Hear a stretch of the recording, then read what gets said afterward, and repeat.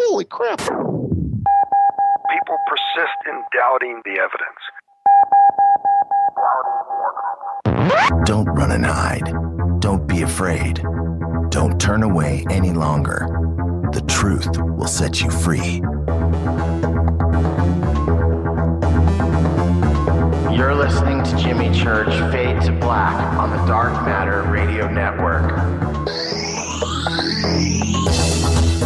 We're turning all of our antennas towards Jimmy Church on Dark Matter Radio. And now, your host, the captain of conspiracy, the prince of paranormal. This ain't your daddy's radio network show. This is Jimmy Church, Fade to Black.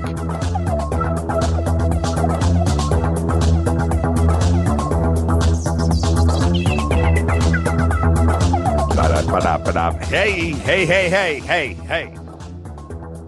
What's up? What is up? Fade to Black. That's right. Fade to Black is back. Few days off. Oh, man. I'll get to all that in just a second. Fade to Black, bespoke radio for the masses. Wednesday night, June 18th, 159 days into the new year. We are live from the JP Motorsports Studios right here in sunny Burbank, California for KJCR and the Dark Matter Radio Network. I'm your host, Jimmy Church, and let's get this one cracking. It's going to be a good one tonight. We're going to have a lot of fun. Big salute to the proud men and women in uniform all around the world, fighting the good fight for us. Without them, there's no freedom of speech. And you could not hear me right now.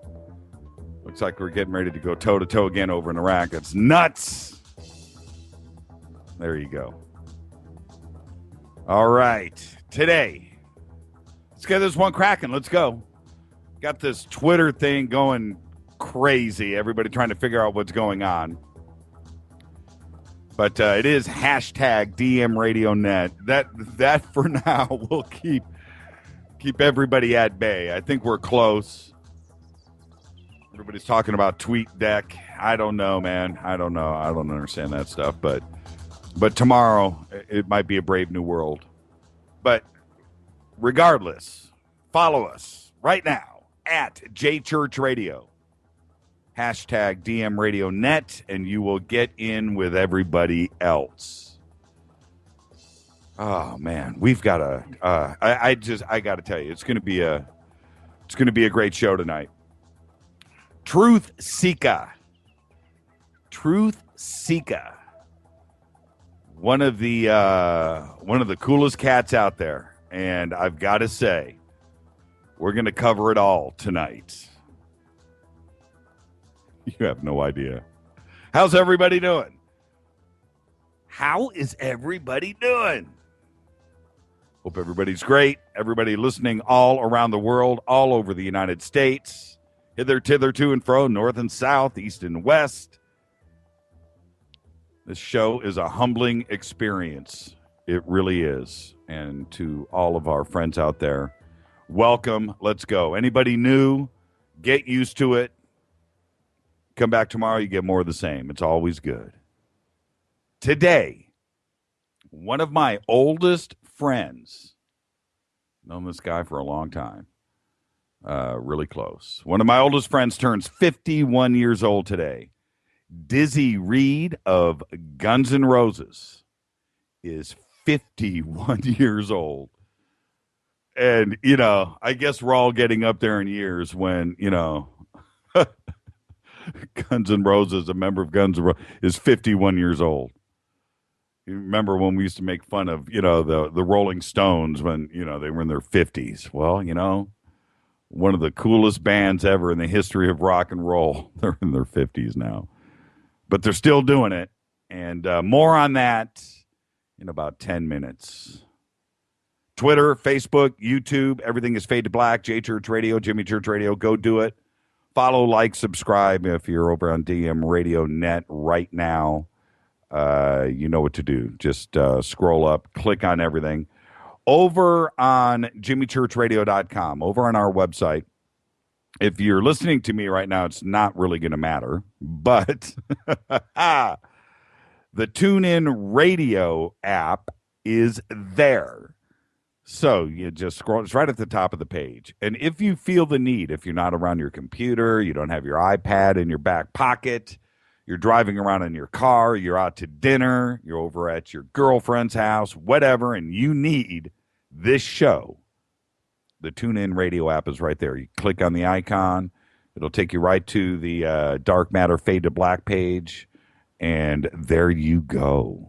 And you can do it on the fly. Very easy, very slick, but the TuneIn Radio app and the icon is there. And I would suggest having it just in case. All right? So that is one of the updates that is over at jimmychurchradio.com. And by the way, we do understand the clutter of jimmychurchradio.com. Got so much email about it. Not the clutter, the load times. We are working on that now. What we are going to do, we have it set up. It's ready to go.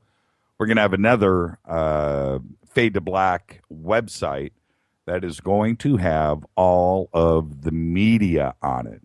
All of the galleries, videos, everything that is, the page, the show itself is just grown, to the left and to the right, and it's just gotten so big that the website has gotten a little out of hand. We didn't think it would do that, but it did.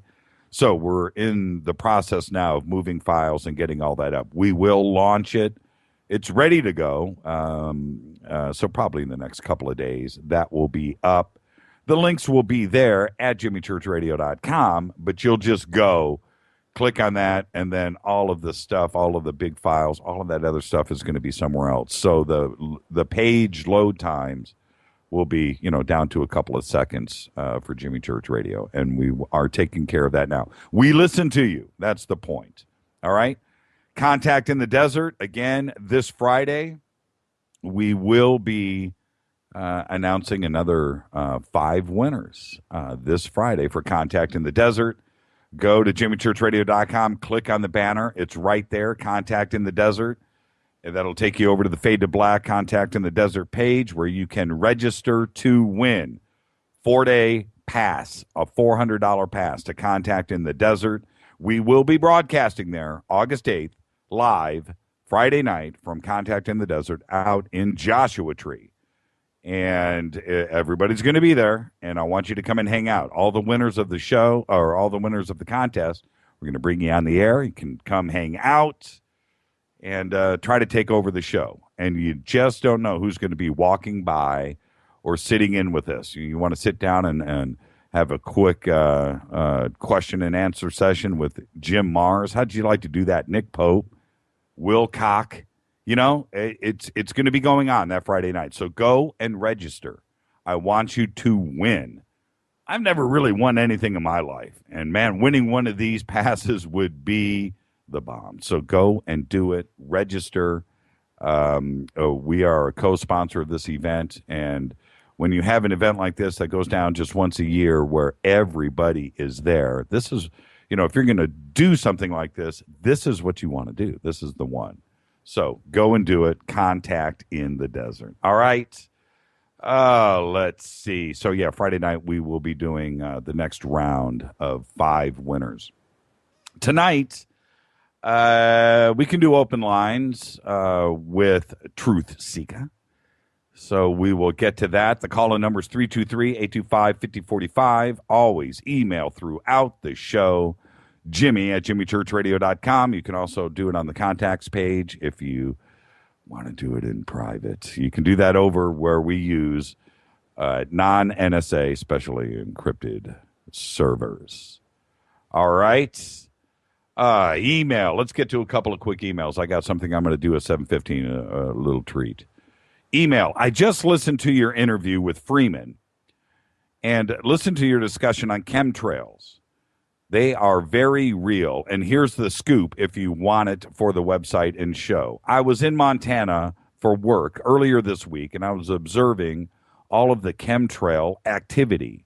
Then, and this is in Hamilton, Montana, on Monday, the 9th, I saw a black chemtrail being followed in the opposite direction with a plane overlaying a standard white chemtrail over it to obscure it.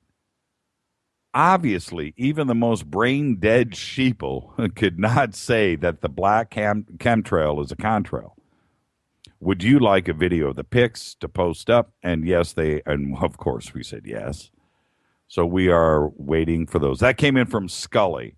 And as soon as we get those, I will post that. Over on Facebook, Allison Bell said, "You have alien dogs," referring to the levitation of the blueberry muffins last week in my kitchen, which was pretty amazing. She went on to say, listening to episode 76 at the end on chemtrails, it's been known about since the 80s by the alternative herbal people, which means it's probably been going on since before that, like the 60s. And so the reason why I posted, or I just read that to you, I would like to know, does anybody remember anything like that going on? Also, this black chemtrail being masked by a white chemtrail. Has anybody ever seen anything like that? I would like to know. That was new, very new for me, and I thought that was pretty interesting. So I wanted to get that up and out there to everybody. Heard from Larry Warren last week. As you know, he couldn't make it on the show, and he desperately wants to come on. He had computer issues and couldn't get into us that night live from London, and he wanted me to apologize to everybody, and that's that. So we will be rescheduling him post-haste, but he wanted me to get that out there to everybody. He says he has a lot to say, and he wants to get to it. So, all right, so with that, let me see here. I'm going to take a quick break, and when I come back, we'll see what's happening, but we'll also get to the news. All right, so with that, this is Fade to Black, the Wednesday edition. Tonight, it is Truthseekah. Hip-hop artist, author, musician, director, and he talks about it all. It's going to be a really good night. Follow us at JChurchRadio over on Twitter. Email us, jimmy@jimmychurchradio.com. This is Fade to Black on the Dark Matter Radio Network. Stay with us, everybody. This is the Wednesday edition. It's going to be a good night. Don't touch that mouse. I'll be right back. Stay with us.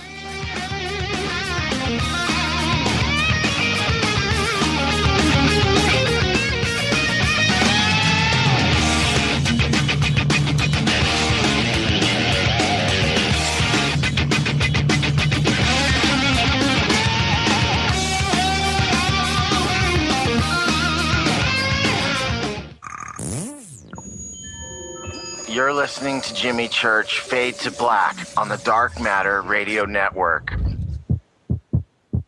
What's up, revolutionaries? It's me, Jimmy Church. Do you have an IRS or state tax issue? Well, I did, and I called national tax experts. My problems were fixed, done, fini, and man, I got to tell you, it was a relief. National tax experts are a recognized tax office that services clients in all 50 states. Doesn't matter where you live. Give them a call. I'm telling you, they take the time to understand each and every client's individual financial status as well as their financial goals. And that's exactly what you need, my brother, when you're taking on the evil three-letter. So, seriously, give them a call today at 1-877-909-5444. Again, 1-877-909-5444, or go check out their website, www.nattaxexperts.com. That's NATTAXEXPERTS.com. Tell them Jimmy sent you. This is KJCR at JimmyChurchRadio.com. On the Dark Matter Radio Network.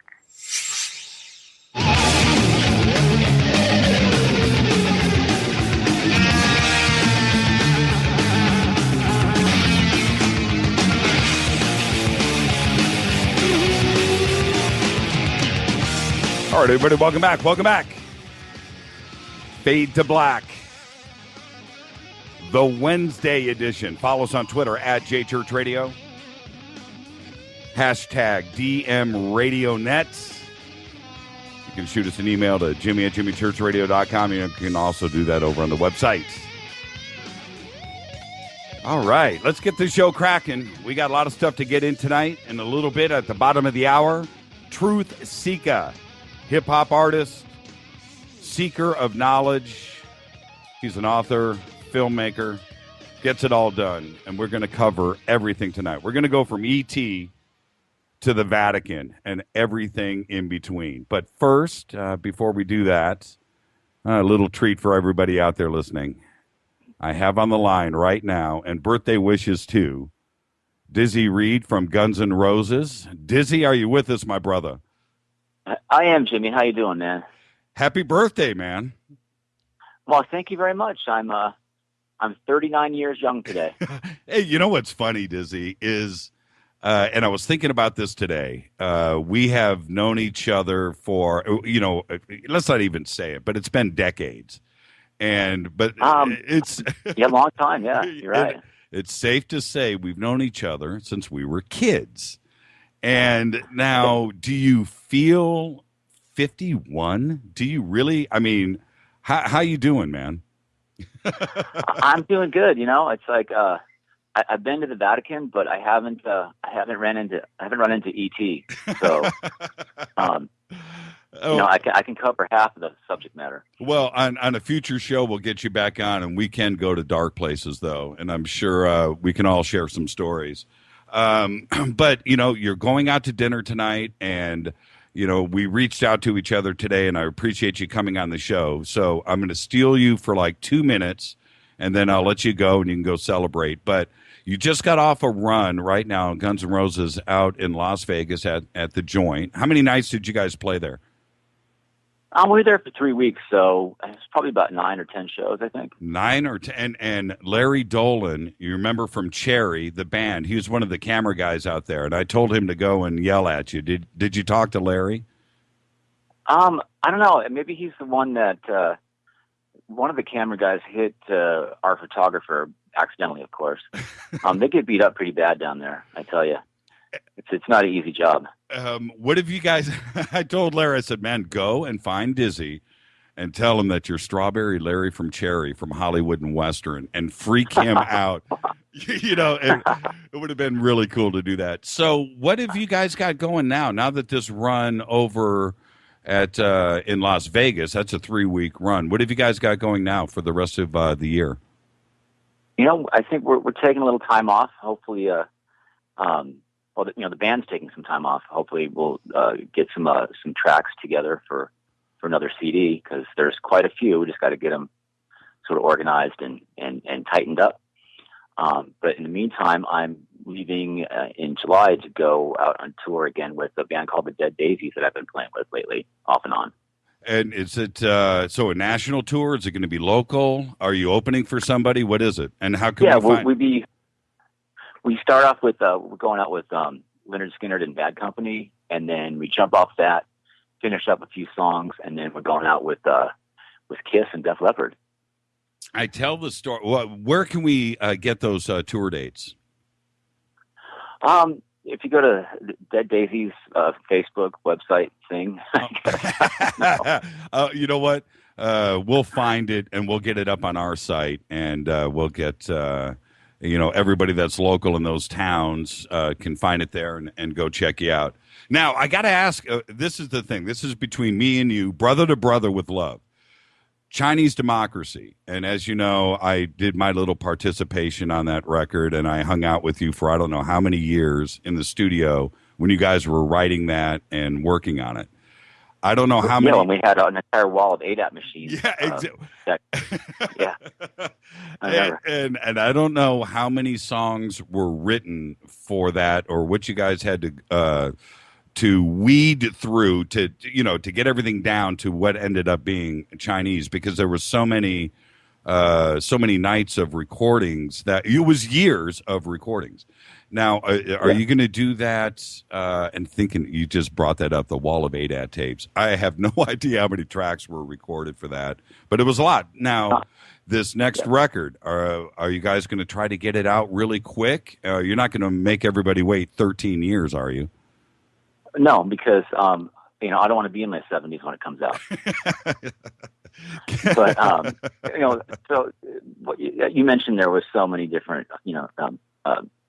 song ideas that were recorded at that time, and a couple of those made it on Chinese Democracy from that era, from the ADAT era, right? As I like to call it, right. And then when people came into the band, joined the band, they all brought ideas, and I think what Chinese Democracy ended up being was a good cross section of all of that. Plus Axel's great songs that are on there. Right. So there is a wealth of stuff that hasn't been released yet. So, hopefully that will be that will make up the next CD or two or three, possibly. You never know. It sounds like you guys will actually hit the ground running instead of starting with a total clean slate. You guys already got a bunch of stuff ready to go. Yeah, well, anything's possible. You never know, man. Oh, man. Okay, one last question, then I'll let you go. Go celebrate your birthday. You and I, again, I don't want to run this into the ground, but everybody has to understand how long we have known each other. And we knew each other. We've been through the trenches. Yes, we have. And so we knew each other before, and we know each other now. To me, you're the same guy. You haven't turned into a rock star, have you? You're just the Dizzy that everybody's known and loved all these years in Hollywood. Everything's good. Everything's good. I live life one day at a time, and every day that I wake up, I'm just very, very thankful that I'm still able to do this for a living all these years, and I just try to enjoy it. It's been quite a run, and I hope it keeps going, and lots of good things happening. So, yeah. I don't know what that means, rock star. I don't know. I mean, it seems to be a more commonly thrown about phrase these days than ever before. Yeah, totally. Well, but it's never something I've never thought of myself that way. I've never referred to myself that way, and most of the guys that I play with don't either. So, and we're still around. The guys who think that way, they don't last very long typically. Well, totally. And as you know, we've had, you and I, we've got a core group of friends that, we've all been through it all together. And there's like probably 40 of us or 50 of us that we all look at each other as family. And we've been through all of this for the last 30 years. And we won't let you get away with being a rock star. And that's the way it is, Diz. Hey, listen. I appreciate that. Hey, man, go have a great birthday. And we'll get you back on the show, and we'll talk a little UFOs. All right? Okay, cool. And just real quick, I want to say, in addition to the Dead Daisies, my band Hookers and Blow are always playing. We'll be playing some dates in September, so look out for that too. And I'm now finally mixing my CD that I recorded about 5 years ago, and finally found the right guy to mix it. So it's not going to be 14 years, but it's that'll be coming out soon, and the songs will be dropping pretty soon. So who's in look for that? Yeah, and Hookers and Blow, you guys are always playing at the Whiskey. Do you guys ever play outside of LA? Oh yeah, we do all the time. We never really played in LA at first. I think the time just wasn't quite right yet. But yeah, we did a couple of residencies at the Whiskey, and the last couple of shows we played at the Viper Room. We played the last show at the Roxy before they sold it. Right. So we'll be doing some more shows coming up pretty soon, man. In September. We'll get all the links up, and looking forward to coming out and hanging out with you backstage at one of the shows, like the old days. Yeah, you'll have to get a pass though from someone. So. Yeah. I'll have my people get on it. Yeah, exactly. So the security guy at the dressing room, when he goes, Jimmy Church is outside. Do you know this cat? Man, he's some fat old white dude. Doesn't look like he should even be here. No, trust me. Dizzy and I are friends. If I heard the name Jimmy Church, I would light up immediately and go, get that fucker up here right now. Dizzy, I love you, brother. You go have a great, safe birthday. Do everything I would do, and I'll be in touch, man. All right. Thanks, Jimmy. Take it easy, man. Thank you, Dizzy. All right. Man. Peace. Good night. Dizzy Reed, Guns and Roses, and there are people listening to this right now that have known or been hanging out with us over the years, and you know what that means to Dizzy and myself to have him on the show on his birthday. So happy birthday, Dizzy! Go and have a great time tonight. And how was that? Little treat, little surprise. Only on Fade to Black, something like that. Dizzy Reed. Okay. All right. A couple of things I want to get to before, man, we're already at the bottom of the hour. Wow. This article came out today. I went and checked it out, and it's a little bit trippy. And I want you to go check this out. It's an article on, I don't have the website here. I always give credit where credit is due for my sources, and it's not here. Oh, should I skip over it? All right, I'll do it before the end of the show because I do have it. The Navy's most vital and secretive submarine base is in... Anybody want to take a guess? Let me ask the question again. The Navy's most vital and secretive submarine base is... where? It's in Idaho. It's in Idaho. The Navy's Acoustic Research Detachment, it's called the ARD, is in Bayview, Idaho.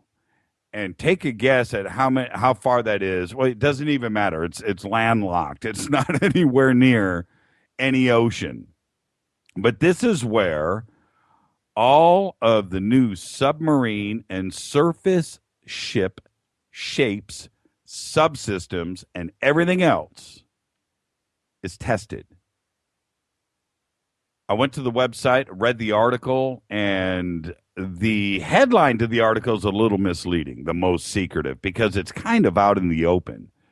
Sits right in the middle of a couple of little towns on the edge of this lake. The lake itself is deeper than Loch Ness. It's over 1,000 feet deep. But you go and look at these pictures of what they are running out there.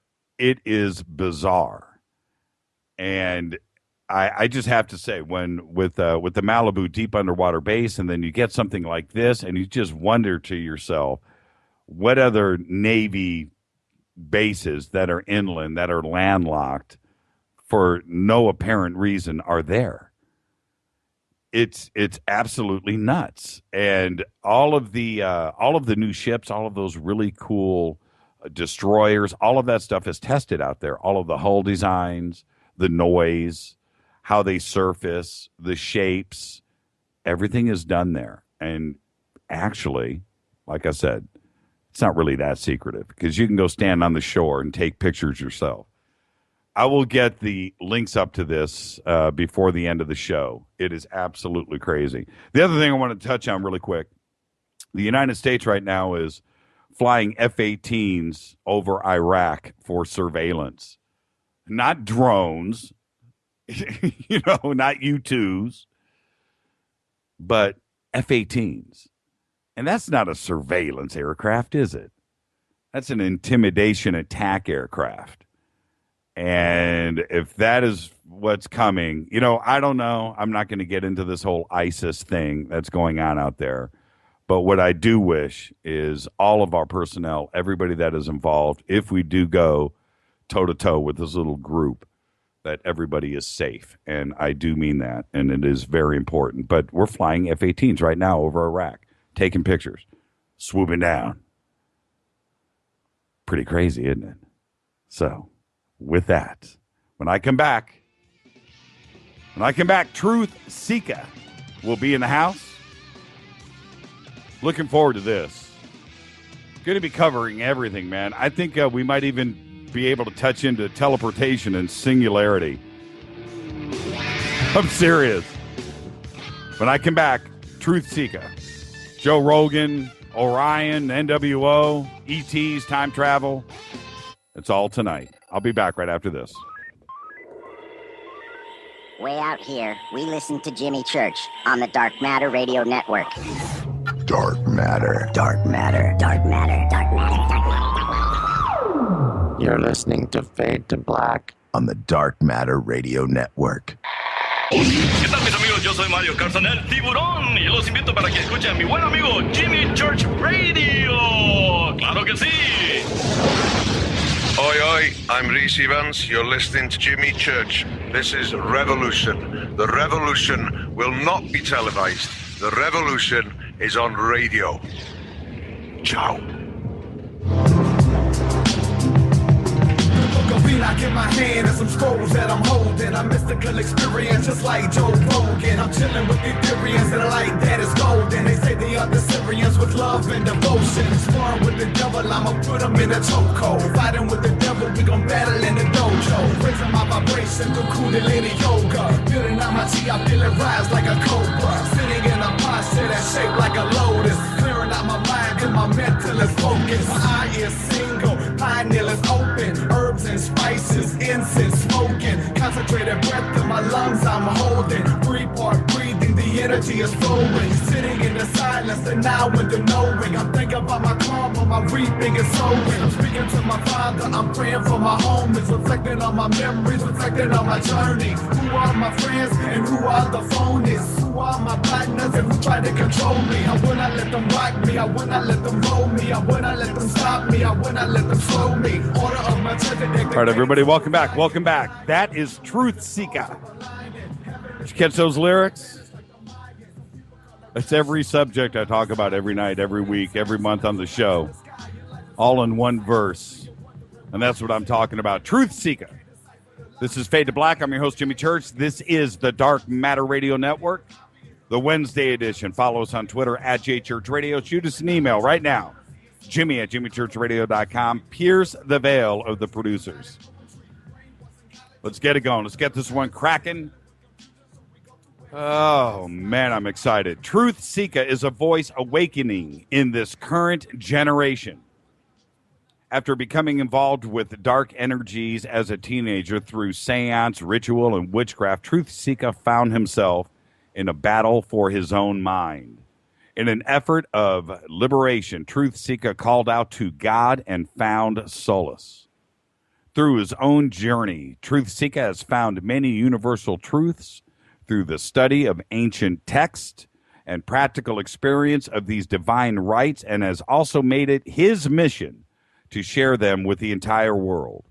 As the planet moves away from spirituality and towards a technological advanced culture, Truthseekah feels an urgency to get information out that was once commonly known by our ancestors. Known for his esoteric and eccentric lyrics and stunning visuals, Truthseekah's passion for truth has not only transcended into the medium of music, but also into the form of podcast, video, vlogs, where he speaks about the spirituality in a very applicable way. Truthseekah does not lay claim that he is the foremost or end-all expert of any interpretation, but simply seeks to share what has worked for him. And also, he believes that he can transform your life.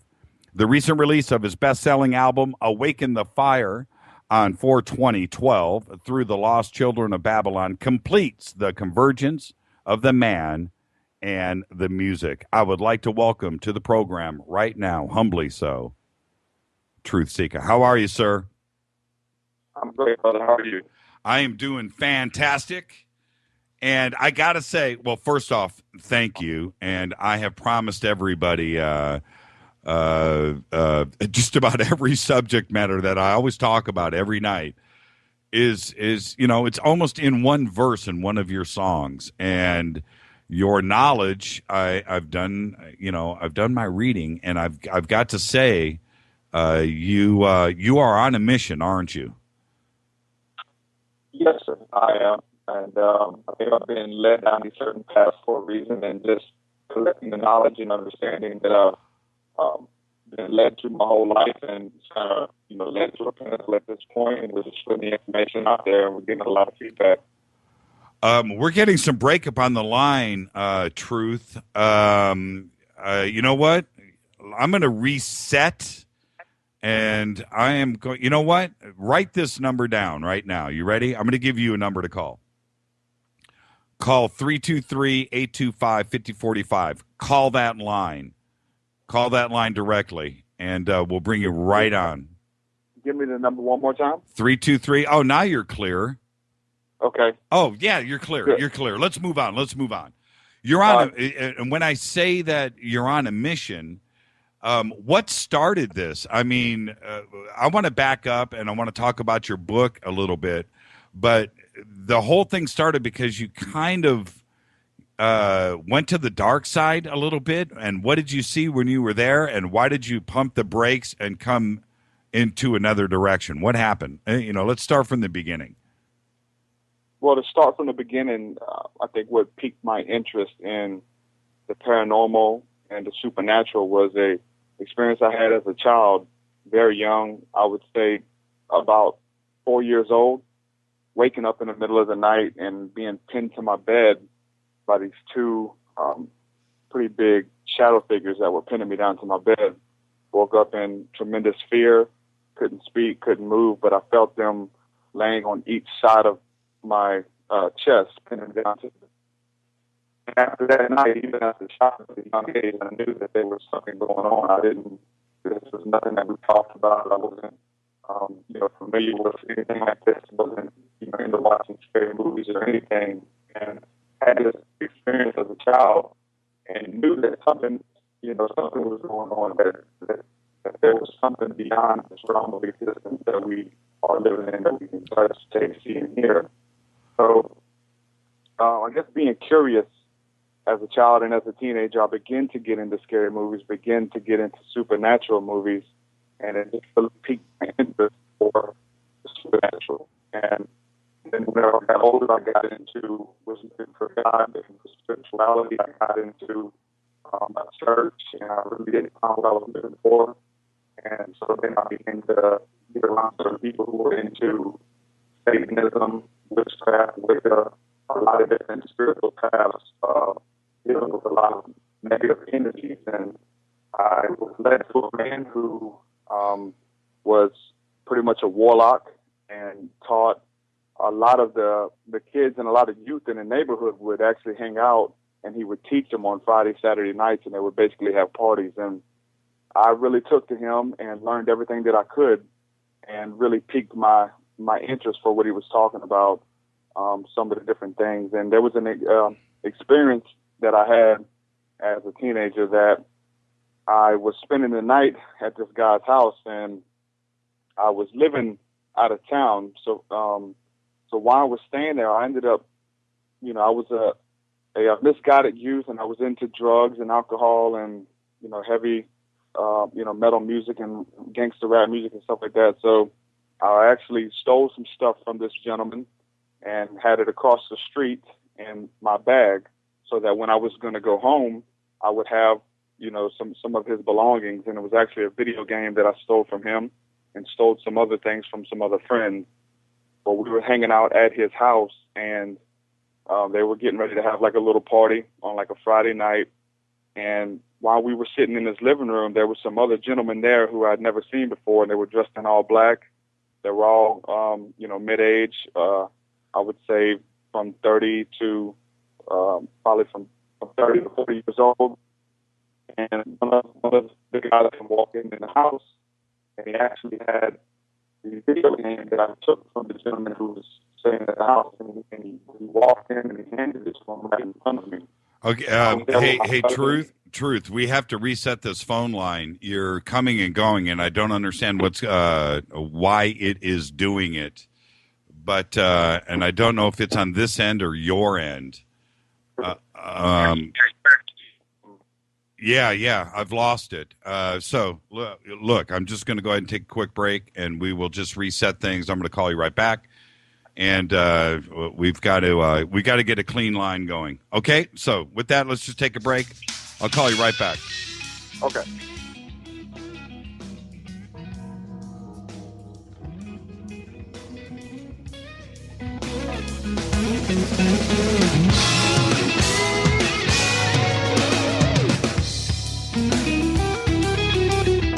Hi everybody, this is Rob Halford. God on JimmyChurchRadio.com. What's up? My name's Brian Taylor, Ninja Badass Extraordinaire, and this is JimmyChurchRadio.com. JJCR in your face. JimmyChurchRadio.com. Got a really, really clean signal. Radio Network.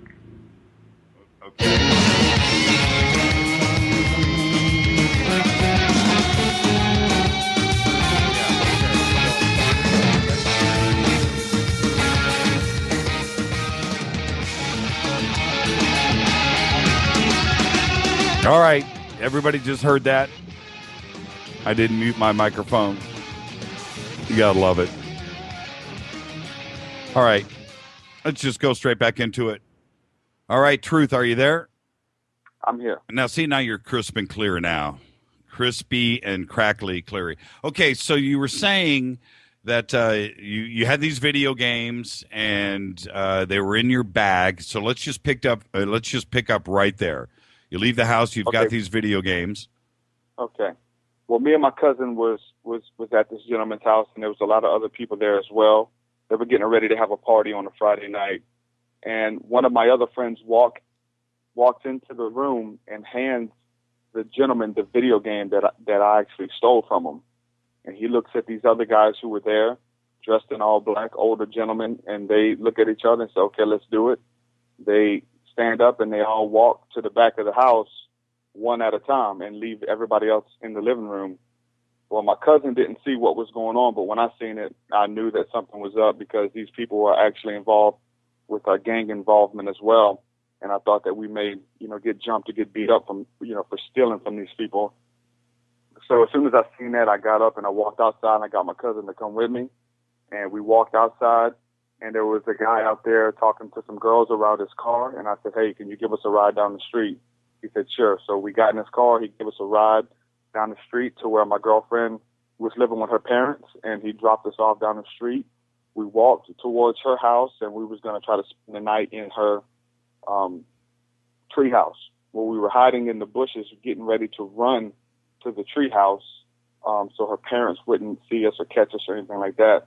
But we waited probably 20 minutes or so because there was a light in the yard, and this light was hovering actually back and forth over the yard like it was watching us. And I thought it was someone walking around with a flashlight. And about the time that we were going to run to the treehouse, there was an open field. We walked around to get a better view of the treehouse. There was this entity that appeared, and it looked to me, the best way I can describe it, it looked like a 8-foot tall camel. And it ran past me and my cousin, and it looked like a shadow figure, and it knocked me and him down, and it made this wispy, windy noise, and it ran by us and knocked us both down and disappeared.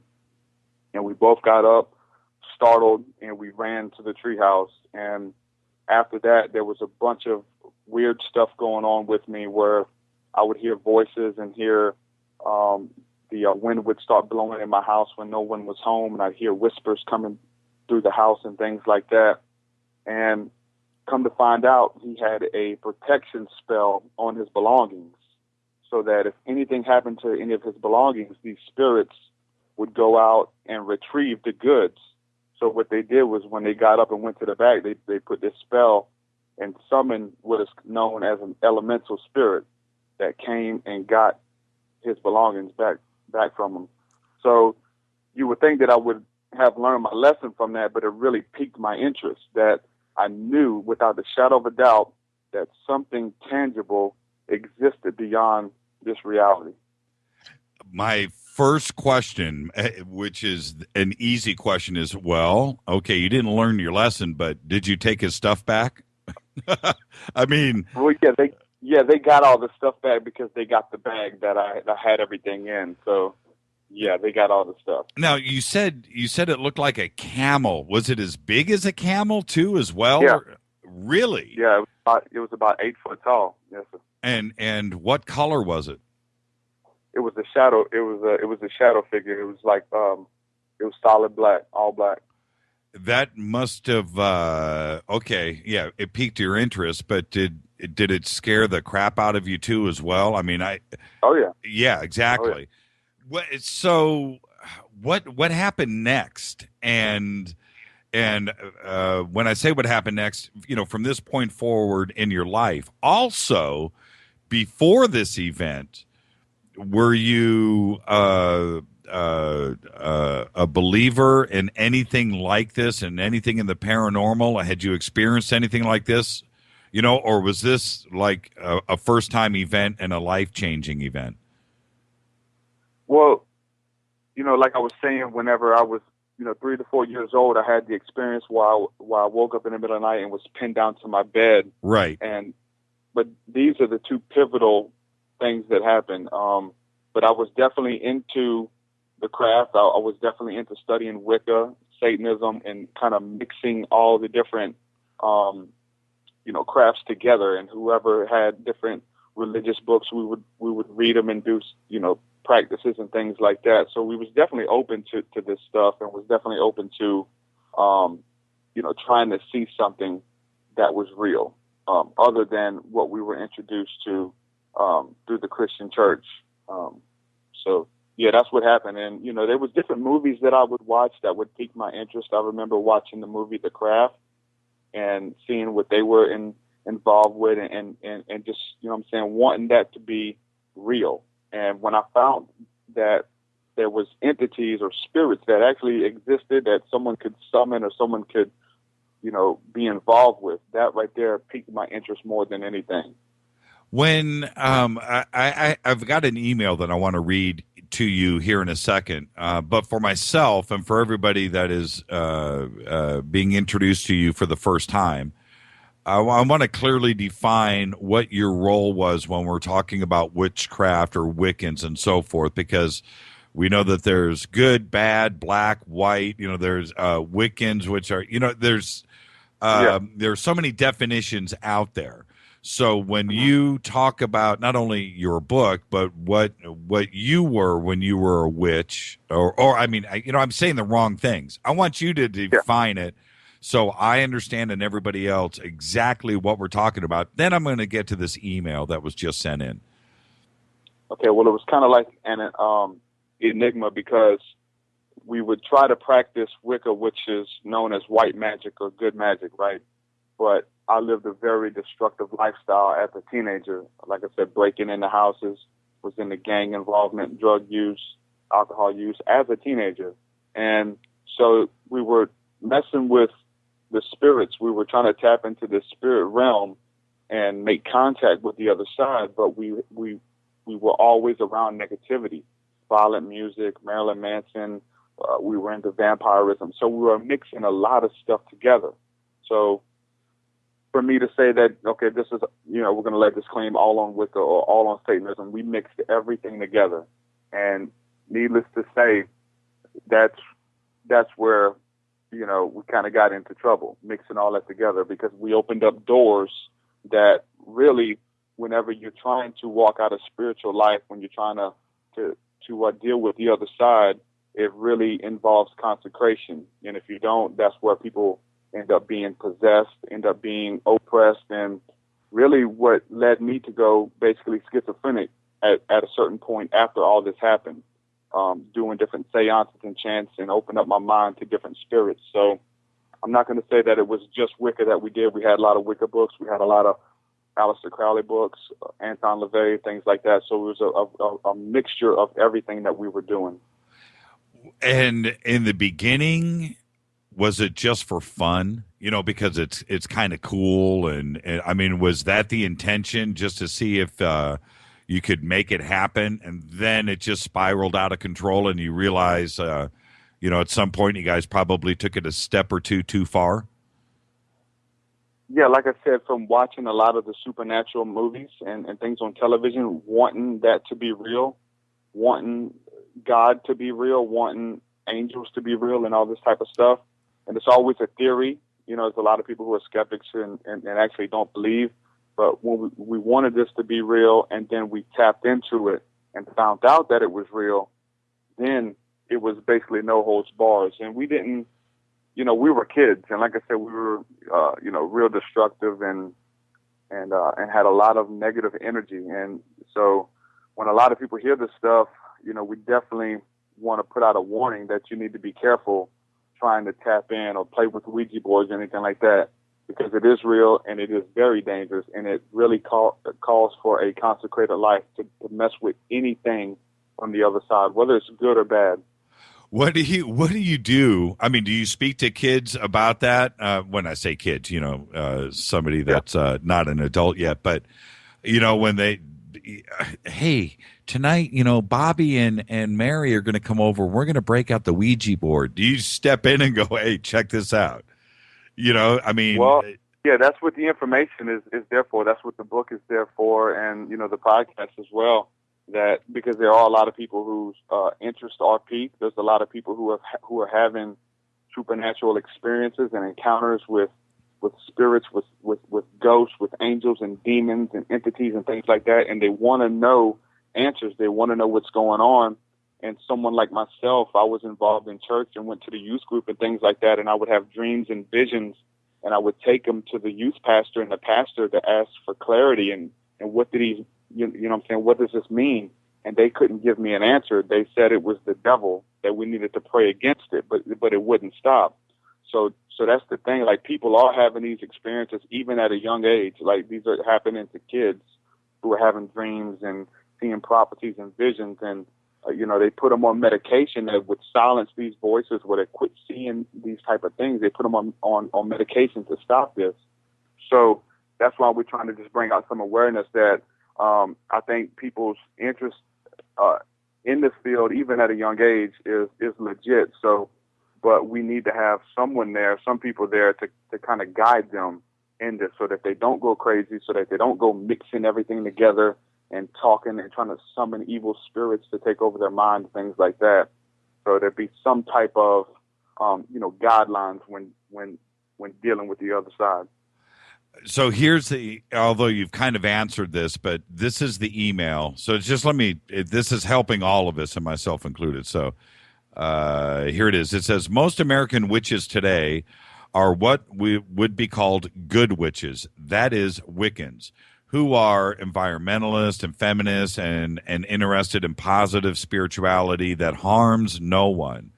Your book titled The Testimony of an Ex-Witch is a disservice to all Wiccans who also call themselves witches. Do you think if you've studied the Wiccan traditions instead of going to the dark side and letting yourself being overwhelmed with a demonic presence, as you state, that you may not have been driven to Christianity in an effort to explore positive spirituality? That's a great question. And how do you feel about that? Absolutely. I think the danger was mixing everything together, getting into a little Satanism, getting into a little Wicca, getting into a little, Taoism, just mixing everything together and not having a guru or a teacher or someone who had their stuff together. Someone who said, okay, you can try it, but here's the guidelines, be careful. All the guidelines we have were books, and when I say books, we had a lot of books, and we mixed it all together. So definitely, when I say, the testimony of an ex-witch, I'm not putting down Wiccans, but my plight, what went wrong with me was we mixed it all together, and I was a lost teenager. I actually called myself the Wicked Witch of the West. So, I was in the Maryland mansion. We were into cutting ourselves and drinking blood and all this type of stuff. And this was back in 1998, 1999. And so, I would definitely agree with the email that if someone wanted to study Wicca, if someone wanted to study any of these certain paths, I would always say at the same time, be careful don't go head over heels into anything, even Christianity, because when we're talking about spiritism, when we're talking about demons and elementals and things like this, they're rampant in the Christian church as well. And that's what a lot of people don't understand. So, we're just trying to bring some type of, information that we've dealt with these spirits, we've dealt with the people. And when people are talking about, witchcraft, we're talking about manipulation. And you'll find more manipulation in your modern Western Christian church than you will in any witch's coven. That's a lot darker than a lot of the stuff I dealt with in Satanism. Yeah, right, absolutely. That's saying a lot. Yeah, it is. That's saying a lot. And do you find that, you know, you've now, because now today with your music and the videos and everything, it's all extraordinarily it's spiritual, but it's also about knowledge, and I think that's what I think that's one of the main messages. But do you find now that you've been running clean and strong and pure for so long, does the dark side follow you a little bit and try to pull you back in? Are you fighting it? A little bit, but it's not as, like attracts like. And when I was living this destructive lifestyle, it was nothing but negative, dark, creepy stuff going on. And now that I'm more positive, I have a family, I have, things together, I'm on, a more positive, lifestyle, I have a lot of positive experiences and way more positive than negative. So it's pretty exciting. Yeah. It's not scary anymore. Oh, excellent. And I think that that is some of the best advice. I live my life that way too, and I think anybody out there that knows exactly what you're talking about right now, you're absolutely right. Light attracts light, and once you start to get rid of the baggage, that Samsonite luggage that's hanging off of you, you start to get rid of that, and then you find that it's the people that are around you are like you, and you just move forward, and it just becomes a piece of the past. But it's also experience, and I don't know if you would trade in anything, because you learned from that, and you probably wouldn't change anything, would you? Would you have still gone through the same experiences to grow up to be the person that you are now? Yeah, I believe I was led, to those experiences. I wouldn't trade it for the world, but when I was in it, I would have given anything to be out of it. Right. Yeah, it was, like I said, there was entities that we were dealing with that, the normal everyday person can't see and don't even believe in exist, but we tapped into something that we would do seances and open up our minds to anything that wanted to contact us. And this is, we wanted to be in touch with something higher than ourselves. And I would do these chants and these guided meditations and I would open myself up to spirit with no protection or anything. And I ended up opening them up some type of portal in my mind that it was very much like the movie Stir of Echoes, where it's the movie with Kevin Bacon, and he would be walking through a house and his body would turn really cold and he would turn pale, and he would start to see all these different spirits and these ghosts and things like that. And that's exactly what happened to me. I would be at home sitting on the couch watching TV with my girlfriend, and I would turn pale. My heart would start racing really fast. I would start seeing all these colors and all these spirits swirling back and forth, moving, and they were all talking in different languages, and I couldn't understand them. And I would snap out and I would start crying, and then I would snap back probably a minute and a half, 2 minutes into it. And this would happen periodically, and it scared the hell out of me. I literally felt like something was stealing my mind from me, and I opened up a portal to something that I did not know how to stop. And that's when things got that bad and that deep, when I couldn't go into public anymore, I couldn't look people in the face and order food at McDonald's or anything. I had to whisper what I wanted to my girlfriend in her ear to get her to look at the people. It was really, reminiscent of stuff like from the movie The Devil's Advocate, and just start to see everybody staring at you, and this crazy schizophrenia and hysteria going on that I called out to God that I needed something bigger than myself. I was familiar with the Christian church and was familiar with some Christian people, but at the time I was living in New Orleans, and I just called every church I could in the phone book that was like an Assemblies of God or that believed in demonic possession and things like that. So I called several churches and left messages on the answer machine telling them I needed prayer.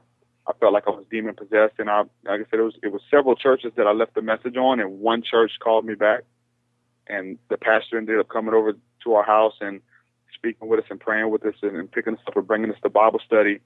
And then I found freedom in the Christian church from all these lower level, spirits. These are negative entities that I opened up myself through. I went through deliverance and counseling, and it was like overnight that I destroyed everything that I had, all the altars to these gods and things like that. I destroyed them all and got plugged in with this church and moved back to Alabama and got married. And this was in 2000. And so from 2000 to about 4 years ago, I was doing Christian ministry, doing Christian hip hop, gospel music. So it started to go a lot deeper and have more experiences, almost to the next level, of even stuff mentioned of in the scriptures, and then having different encounters with fasting and prayer and setting myself apart even more and having these positive experiences. But then when we begin to speak on a lot of these things, I begin to be demonized by the Christian church and with a lot of things that didn't line up with their doctrine. So needless to say, once you start going on podcasts or talking about whether it be aliens or angels or demons or elementals or anything like that, they get kind of cautious and things like that. But probably the last 4 years ago, I began to go even deeper, and where I had, a lot of UFO sightings and a lot of, angelic encounters and things like that took me a lot deeper.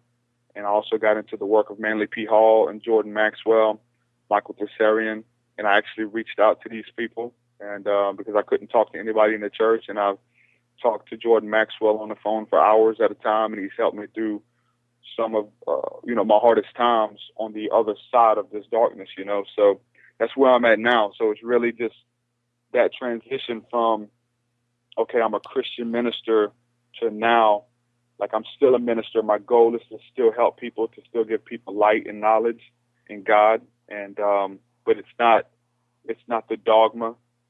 I study a lot of, comparative theology and understand that we are all connected, and understand the root teachings of the Bible is spirituality, that Jesus taught a spiritual practice in the East before it became a religion in the West. And we understand that prayer, trances, angelic voices, speaking, healings, miracles, speaking in tongues, all these things were taking place in the Bible. And these things are still happening now, but in the Christian church, it's a lot of dogma attached with it. And it has to be exactly like they say. But once we do the knowledge, and once if you read the Bible, it doesn't take a rocket scientist to read the Bible and see that what's going on in the churches right now is not what's going on, what was happening when Jesus was walking the earth, that it's something totally different, So that's where I'm at now. Well, and looking back over the last 14 years, going back to 2000, when you had the epiphany and you turned your life around, and like you were saying, it was dramatic, and it sounded like it happened almost overnight. But looking back, with all of your knowledge now, going into all of these fringe topics at the end of 4 years ago with the ministry part, do you think it was actually religion that turned you around back in 2000, or was it a state of mind that turned you around? And I know you know exactly what I'm trying to ask here. Was it religion, or was it the fact that you just put your foot down and said, okay, enough is enough, and you made, and religion was the catalyst to have your mind stop things? Yeah, there had to be something tangible, something that we can put our faith and trust in, because I didn't have faith and trust in myself. I needed something greater than what I had, and for me it was Christianity. For me, it was Jesus. But we understand there's stories that we can't deny out there, that people have these same experiences, and they're involved in Buddhism, and they come out of this darkness and they get involved in Buddhism, and their story will be very similar to mine. Exactly. A lot of darkness into this marvelous light and into the many truths of universal law and universal love, which love transcends all religion. And we understand even the Bible says God is love. So, for me, it was Christianity, but, we would be, blind to say that it's just Christianity. But whenever I came out of that, these past, 14 years, there was no way that I could say that. I couldn't even burn incense. I couldn't be anywhere around anything that reminded me of that darkness that I was in. It was that bad. I mean, I was on the verge of insanity. So at that time, it was all about the church. If you wasn't in church, if you wasn't, following, Christ or whatever, you were going to hell. So there was all that dogma. And now coming out of that with liberation and be able to look back and assess the information for what it is, to understand that, cognitive dissidence, to not shut out someone else's experience, someone else's truth, because it's not your truth. That's right. To understand when you're presented with this new information, make the adjustments, make the assessments for what it is. And if it fits, if it's truth, it's truth. And, truth will stand at the end of the day. And so there's a lot of truths. And me personally, I've actually, a lot of this stuff going on is all in the scriptures. All of it's in there. And it's all in the Bhagavad Gita. It's in all these holy books, So that, this is when it becomes a lot more interesting. When there's synchronicities and absolutely all these things happening. And for me, now this may seem like a goofy question, but I know you crossed this line. So I'm just going to ask you the question, and I hope nobody's ever hit you with this before, and it would only be this show that you. But so now you start you're writing your music. Now you're into, and I said this before the show, now the subject matter is far and wide. Now you're writing your songs, you're up on stage, and you might have even been in front of a Christian audience, right? A hip-hop Christian crowd. And in one of your songs where you're talking about Orion's Belt or the New World Order or the Illuminati or Freemasons and the Vatican and reincarnation and astral planes, and you drop the pineal gland in a verse. Did anybody just come up from the Christian side and go, whoa, unplug the PA system and go, man, no, that is not what it's about in this. You know what I mean? They usually just wait till you're gone and they talk about you afterwards. That's how the Christians operate. They don't really deal with confrontation too well. They deal with gossip is what we found out. But it's usually afterwards in blogs and things like that, and people, secondhand information. But when I first started understanding it, I was kind of going in a political direction. A lot of my awakening was with, 9/11 truth and getting into a lot of this type of stuff. Right. And I started mixing that into the Christian music first, and seeing that, he believes in this, he believes in that. So seeing the response I got from that, and then just, having this, awakening, watching documentaries and having my own experiences, putting it into music, I knew that it wasn't going to jive. Like, I still have a strong Christian fan base because I'm not the only one who's having an awakening. Like, this is global, this is worldwide. There's people all over the earth who are having these same experiences, who come out of the Christian church or come out of religion, and they have questions that aren't being answered, in the Christian church. So a lot of them flock to me. A lot of them are waking up too. So it's not like they all just demonize me. It's mostly, the religious right or whatever, those who are, have something to protect, whether it's, they own a business, which is their church or something like that. But yeah, I mean, I still have a lot of Christian following and stuff like that. I do talk, about the Bible a lot. Yeah, I mean, I have a lot of, Christian, fans and friends at the same time, but it didn't come without it's a resistance. So to understand that I had to cross that line, that I wasn't a Christian evangelist anymore, that I couldn't, go back and forth because they don't play like that. You can't, get on here and do this podcast because everybody knows about it. They talk like crazy. And when I started introducing a lot of these terms in the music, I thought that it would open up dialogue with a lot of Christian brothers and things like that, that they would say, hey man, what do you mean when you say, the order of Melchizedek, the gates of Orion, the Lion of Judah, the stars of Orion, and it just open up dialogue, but it didn't happen. No. Like they would rather talk about you than talk to you. And a lot of people find that out the hard way, and that's why we come on podcasts and things like that to open up dialogue and talk about it and discuss some of these things. Just got this email in, and it says, it sounds like Truthseekah might be describing Archon influence in his early life. And it goes on to say, a while back I was listening to an interview with someone was giving Robert Stanley on the subject of Archons, and it was pretty creepy stuff. What do you think? Do you think that could have been it too as well? And I know you talk about it. I mean, you sing about it.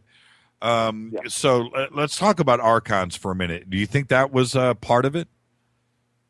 I think we're talking about the same thing. We're just calling it different names, whether we want to call it demons or archons or elementals or whatever. There is a negative force out there, and there are disembodied spirits that leech on just like parasites.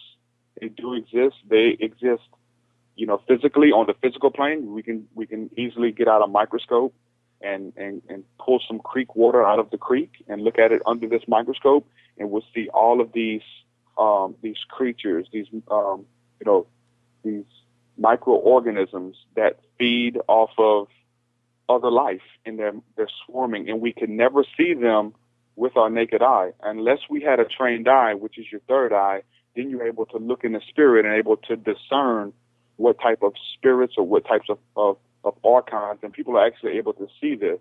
So this is why, like I said, we have people who are young kids being able to see these type of things, and they go to their parents or they go to their pastor and they just pray it off of them or something. But these are even like giftings and like these different giftings and psychic abilities that are listed even in the Bible that people naturally possess. And I think we need to restore that. I think that the ancients knew that. I think that they catered to that, these different giftings and abilities to be able to discern what's going on.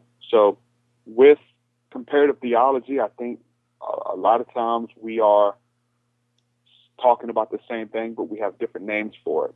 And that's where the dogma comes in. We have to be able to become all things to all men and not try to lay claim like, no, it wasn't archons, brother, it was demons. It wasn't archons, it was demons. Like, we don't know. Yeah, right. I think we're talking about the same thing. We just have different names and titles for it. It all operates the same. Now, with your music, first off, it's even if you just listen to it in a musical sense, it's good. It's well produced. It sounds like anything else that would be released mainstream as far as the quality goes and the production and your rapping style and your co artists that you also perform with. I mean, it's just really good.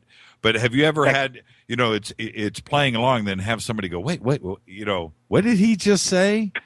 Did he say did he say Illuminati? Do you get that reaction a lot? Because, like I said, it's good as music goes.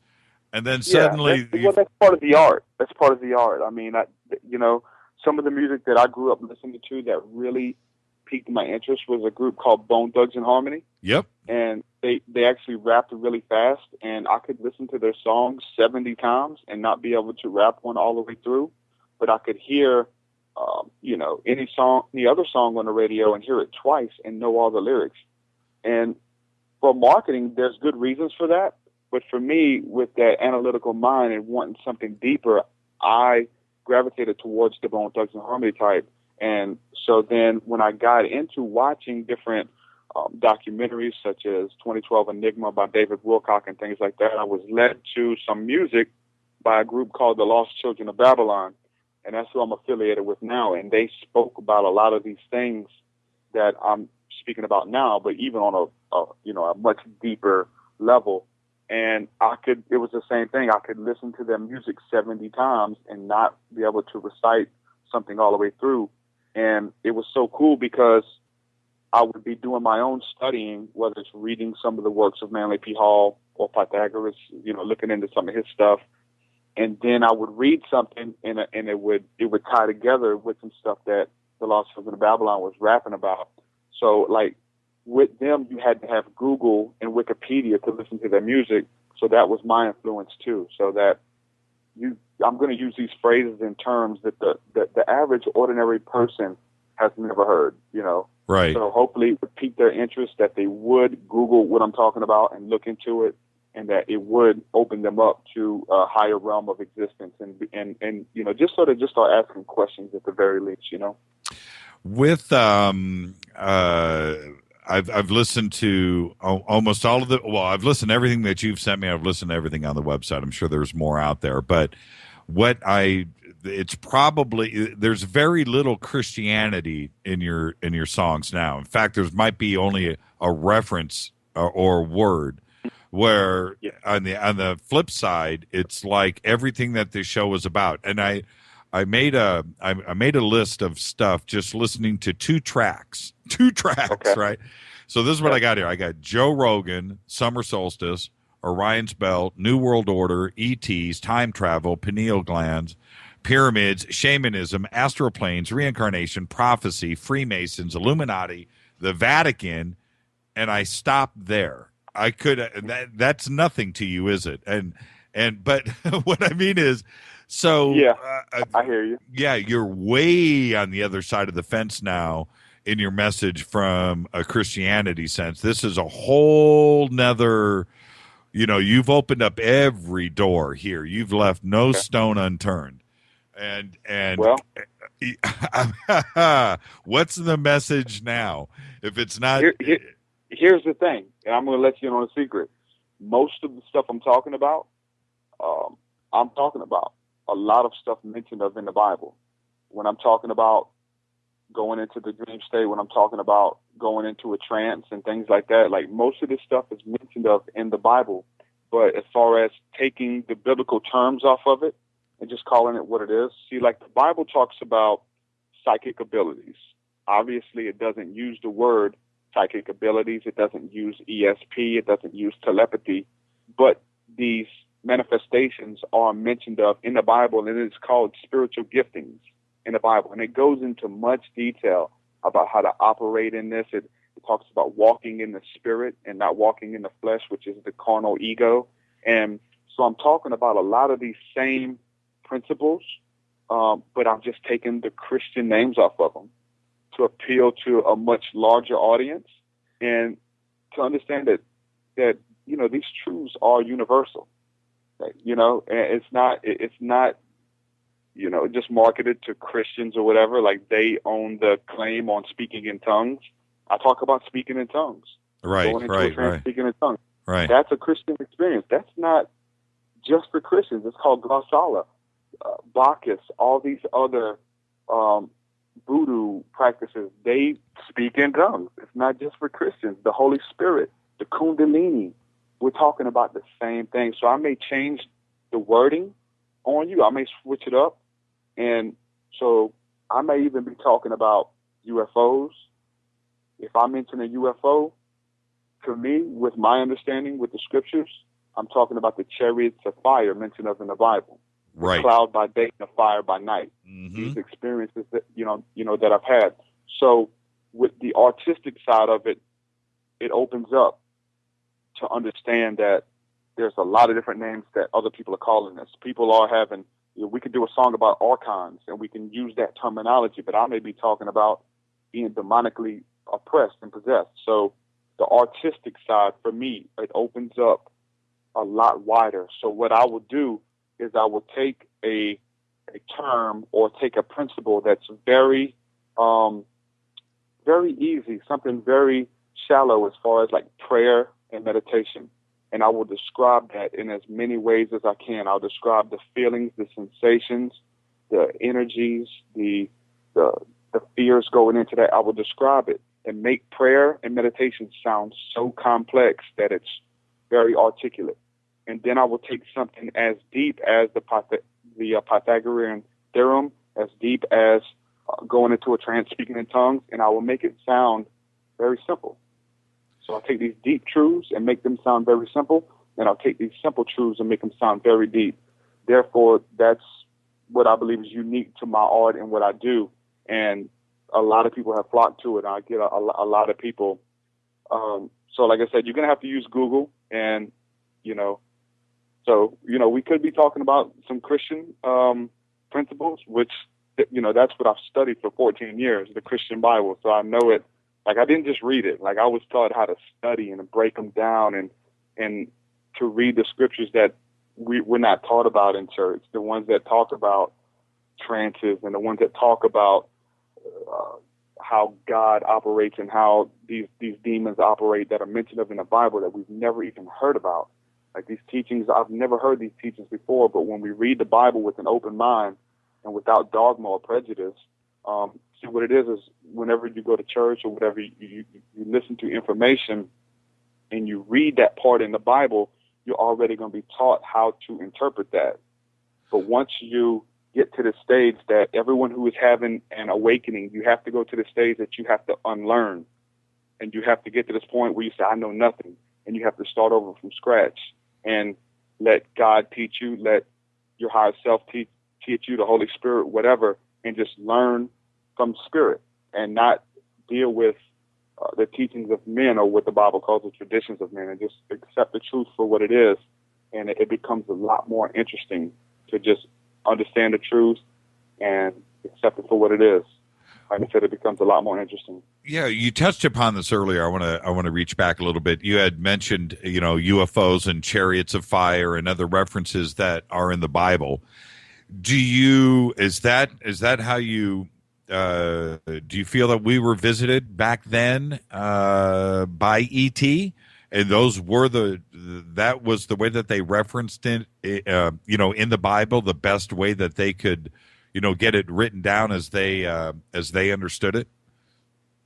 Yeah, I do. For anybody who's a little bit advanced in the Bible UFO phenomenon, there is a lot of scriptures that people try to go to and say that this was a UFO and that was a UFO. And upon further studying and doing a lot more breakdown, it wasn't the case with every one that you see on Ancient Aliens. Like, you have to dig a little bit deeper. Like, I don't believe that Ezekiel's wheel was a UFO. Although if you want it to be and you break it down, that's what it is to you, and it becomes real in your mind and your psyche. But yeah, I believe that when the Bible talks about God created Adam, and when we talk about God, obviously you're familiar with the work of Sitchin and a lot of other people, the word God there is plural. It's not talking about one entity, one divine being. So when we read the beginning, it would say, in the beginning, the gods created Adam and Eve, Right. And then, the reason we can break that down is not because you have to move past dogma and forget everything you learned in church and understand that if we interpret the Bible with the Bible and we actually move on to Genesis, where it's talking about, let us make man in our image. This is what it said, let us. So the church teaches you that this us is Father, Son, and Holy Spirit. There's no reference to that in the Bible anywhere. This us.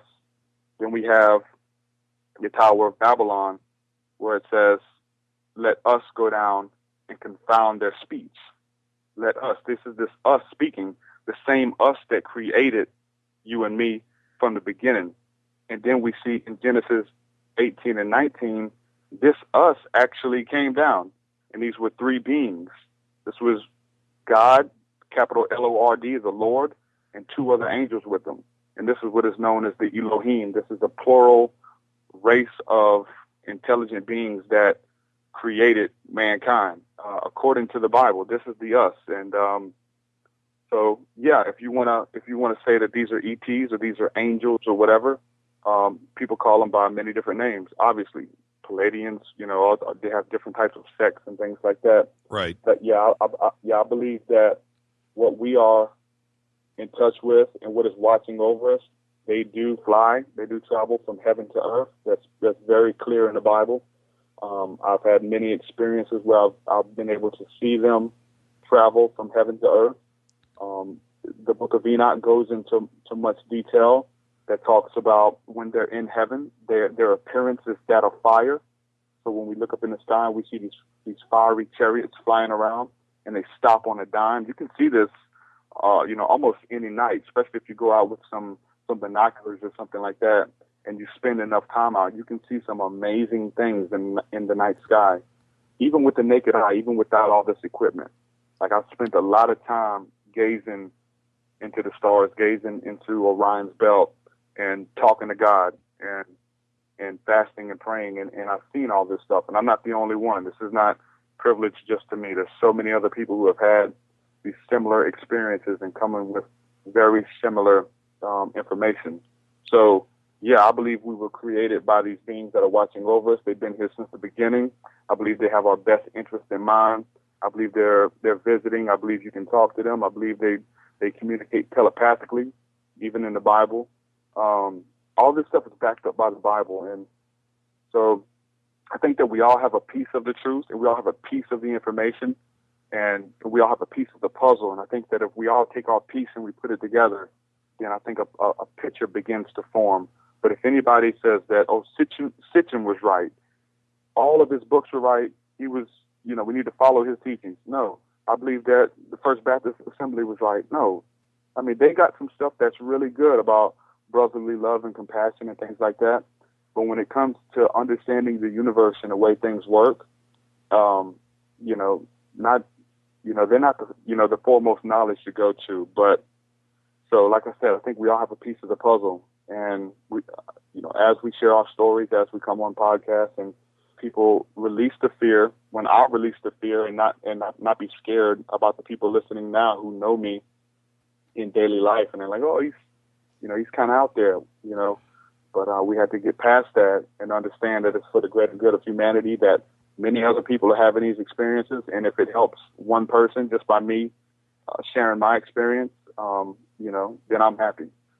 When you mention, not only the Old Testament and Elohim and Sitchin in one sentence, and you say, part of the, and I understand what you're saying, but what about the element of Sitchin, where Sitchin is going back, I'm going to pull round numbers out, 400,000 years, 500,000 years, and the conflicts that you get not only from the Bible, but also other religions too, and Egypt and other civilizations around the world, and you start to hit those conflicts. Where do you draw the line? Or is it you really do need to get a combination of the both and kind of extrapolate your own belief? I think you do. I think you would be a fool to follow, Sitchin blindly. And, there's a lot of flaws in Sitchin's work. Obviously, there's a lot of flaws in the Bible. Obviously, are we going to, so I don't think we should throw the baby out with the bathwater. But I think if we study with an open mind and an open heart, without agenda, I believe we begin to see a picture, and it's very similar to what all the other cultures are saying, that these angels came down, these star beings came down. When you talk to the Native American, the star people, they came down and they're still watching over us. They created us. There's a lot of holes in the story. So, there's a lot of holes in my story. You're trying to piece things together. We're trying to figure this out as we go. And so for anybody to come to you and tell you that they have it all figured out and they are the end all knowledge, you probably should run the other direction. I don't care if that's your pastor. Right. I don't care if that's your bishop. I don't care if that's Jordan Maxwell telling you he's got it all figured out. Follow him. This is what's happening. Let's run for the hills. We've seen that many times, and we've seen a lot of cults form out of that. And I'm not talking about a cult as far as just a religious group, but I'm talking about these destructive, manipulative cults who want to, reign and rule over people. I've had my experience with them as well. So the information is what it is. We need to dissect it for what it is. If it's bullshit, throw it out. If it sticks, let's look into it just a little bit. Let's try to give it some credence. Let's have some fun for a second. And before I ask you, trust me, man, I can take you to task if you want to talk about some music production or what goes down in the studio. I can hang with you, even though I'm just a fat white dude in Burbank. But I can really, really talk production, and I do want to at some point visit that during the show, because I really dig the production, and I could give you some tips, here and there. But the production is really good on your stuff. But I don't want to go there yet. I want to talk about the New World Order and Illuminati, which you sing about a lot. Now, is there? So I'm going to go straight. I'm hitting you between the eyes. Is there a New World Order? Is this going down? And is this something that you really need to get out there? I think that the New World Order is already here. I don't think that it's something that's coming. I think that this is, the New World Order is expanding with us going into other countries. This is something that was started a long time ago with the foundation of America, not with the foundation of America, but includes the foundation, and it includes us going into other countries, taking over, taking the resources, and bringing it all together under one helm. And if you do not cooperate with this agenda, then you will be slaughtered, you will be pillaged, your people will be killed. And we see this going on. It's been going on since the beginning. We see it with the genocide of everyone that the European has had their hands in on, whether it's the Native Americans, in Turkey, Iran, Afghanistan. There's a lot going on. That is the New World Order. And but didn't we? Yeah, but Truth, let me ask you this, and although I do agree with you, and I know that there is something heavy controlling the globe, I honestly, we all know that is going on. But didn't the Romans do the same thing? Didn't they expand or the Mongols, or India and the Persians? It seems like. There was always a period of you had the Holy Roman Empire too that tried to gain ground. So, it's not the imperialism, and the New World Order didn't just start with America or start with Great Britain or even Russia, for that matter, when they were reaching across with the Warsaw Pact and the Cold War. There, and none of those are the same thing. But certainly this has gone on since the dawn of time. So are we talking about the same thing here? Or is this a modern phenomenon? It's our version of it. It's our even in the Bible it talks about that we don't war with flesh and blood, that our battle is a spiritual battle that we can't see. And to understand, the first thing about spirits is that you can't kill a spirit. You can't kill an archon. You can't kill a demon. These things are already dead. These things exist on a plane that most people don't even know exists, and they can't access even on their best day. So we understand that those spirits that were alive back then, taking over the world, pillaging the world, those same spirits are still in the earth, and they're still wanting control over the minds and hearts of the people. And that's pretty obvious. I mean, the same thing is going on. I don't think it's getting better as far as, these issues. I think it's getting worse. So, we want to put, names and labels on it. I think we're going to be, chasing our tail and splitting hairs with a lot of it, but we could see the spirit of it. We understand that it's an ancient spirit that's way smarter than Truthseekah, that's way smarter than you, and and it's present in this age. Right. Right. You put names on it and things like that. I personally don't think it's called the Illuminati. Obviously other people would disagree and say, oh, the Illuminati is controlling the world, things like that. But yeah, there is an agenda that's bigger than me and you, and I they would say it's for the greater good of mankind.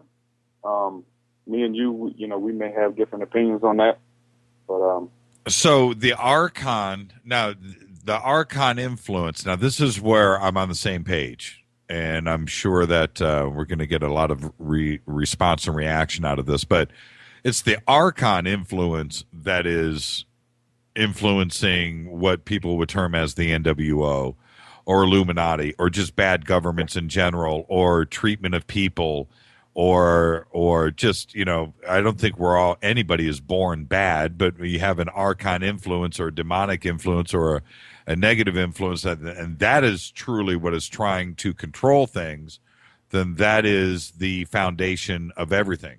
And the Archons have been here forever, so therefore everything can reach back, through millennia. And I think that's exactly what you're trying to say. That's the way I look at things. Yeah.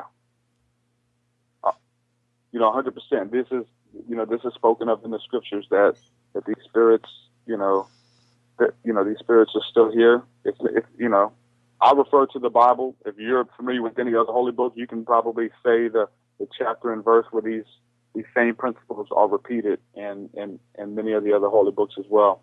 But it's definitely going on, and we can see that with people's lives. On the smallest minute level, we can look at what is known as a generational curse, that this is a spirit that stays with a family, and the spirit that affects the mother will also affect the daughter, will also affect her daughter, and it will travel down through each generation, which is known as a familiar spirit, a generational curse, until someone does some type of work, until someone sees the light and breaks that cycle, whether it be alcoholism, whether it be abuse, things like that. And we see this happening over and over again. And as families evolve, you can look at your own family. You know how to say, well, he's just like his dad. It's the same thing. So this is on a very small level how spirits work. But if we look at the same principle on a global level, we can see the same thing going on. We can see history repeating itself, and that there is an agenda and something else is at work. And I think it's these spirits, whether you want to say archons or demons, they want to express themselves through mankind, and most of them are negative. Most of them want war, bloodshed, and they want to pillage. And it's pretty obvious when we turn on the news, or we just see what's going on in the world. And a lot of people are being affected on a small level, locally, and the same thing's happening, on a global scale as well. Jordan P. Maxwell. Now, Jordan, for everybody, I want to, I'm going, because I want to back up here for a second. We have mentioned his name tonight like 10 times. And for anybody out there that has no clue who we are talking about, and before you say, or I say, just Google him, go check it out. But not for the interest of this show. So who was Jordan Maxwell, and who was he to you? And you've spent a lot of time with him on the phone. He's asked to come on the show. He's down. I think he's in Central America right now. He's actually not here, but we're going to have him on the show here pretty soon. But who was Jordan Maxwell, and why would he influence you? Whenever you're looking into a lot of these subjects that we're talking about, whether it's 9/11 or people understand the Matrix and this world within a world, whether it's a spiritual world or the very physical world within a world, the world that happens within the shadow government behind closed doors, the way that the government works. He is I would call him an expert on this field. He wouldn't call himself that, but he deals with that. I think there's a lot of people who know who he is from the documentary, the Zeitgeist, because a lot of his works was used in there dealing with religion, and the religion part was the part that actually stood out of that documentary. Yep. So he was actually the one whose work that was taken from Peter Joseph actually used a lot of his work. So when you're talking about religion, when you're talking about comparative religion and astral theology, Jordan Maxwell is the man behind it. A lot of people have used his work over the years. He is noted to even pitch the Matrix script to Hollywood back in the 80s. He came out with a presentation called The Matrix of Power back in the 80s, and they didn't accept it. And then in the mid-90s, we see them coming out with a movie with the exact same theme that his Matrix of Power, was based on. So right. A lot of information, a lot of knowledge that people, may want to claim that they have came up with from him. This is a man who has, dedicated his life and has actually missed out on a lot of things in life because this is what he committed himself to do. And so a lot of people totally understand, where he's coming from. But definitely, check him out. He's very controversial because he's going to challenge your realm of thinking. And when I was on this teeter-totter between, do I want to be in the church and try to move and minister in the churches and be quiet about what I believe versus just present the information for what it is and really move away from the dogma of it all. Right. What Maxwell totally helped me out and spent a few hours on the phone with me, and he's actually endorsed my work and did a couple promo videos for me, and he's actually worked with me on some projects and stuff like that. So he's just a big influence, and someone who was an influence on him was Manly P. Hall. Yep. Manly P. Hall left him a lot of his life works, and the teachings and life work of Manly P. Hall resonates with my spirit 110%. Some amazing stuff. And I use a lot of these documentaries. I use a lot of these lectures from Manly P. Hall. A lot of my songs are named after Manly P. Hall lectures as well, where I will give you information that he speaks of in a lot of his lectures. So when you listen to my music, when you listen to my songs and watch my videos, you're getting a piece of Manly P. Hall and Jordan Maxwell. The thought of, man, I just got to tell you, you're at the pearly gates. You know what I mean? It's all over. You're ascending. You're going up. And then they just stop you right there and they go, dude, check this out, man. You crossed way too many lines. And so looking at this right now with your Christian friends, how do you possibly keep them as friends, because there's strong beliefs out there, and where you are seriously dropping a lot of subjects in people's laps, and you're asking them to, and I'm talking about, when you say dogma, you know exactly what I'm talking about, and so you know what, we're talking about spirits. There's spirits are hooked to this dogma too. This isn't just somebody's opinion. These are ideas that have been around for a very long time. You don't have to, Truth, you don't have to convince me of that. I know. I know. We're just putting it out there, to let people know that it's a lot more to thoughts and ideas than just thoughts and ideas. There's seeds, and there's what the scriptures calls a stronghold, and this is what demons, according to the Bible, work in strongholds, and they work in lies and manipulations, and they get you to believe a certain type of way, and that's how they gain access to you and get you to do certain type of things because you believe their influence.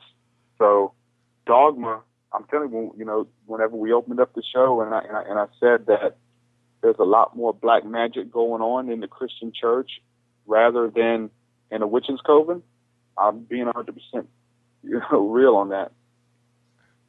What do you mean? What exactly are you trying to say when you say something like that?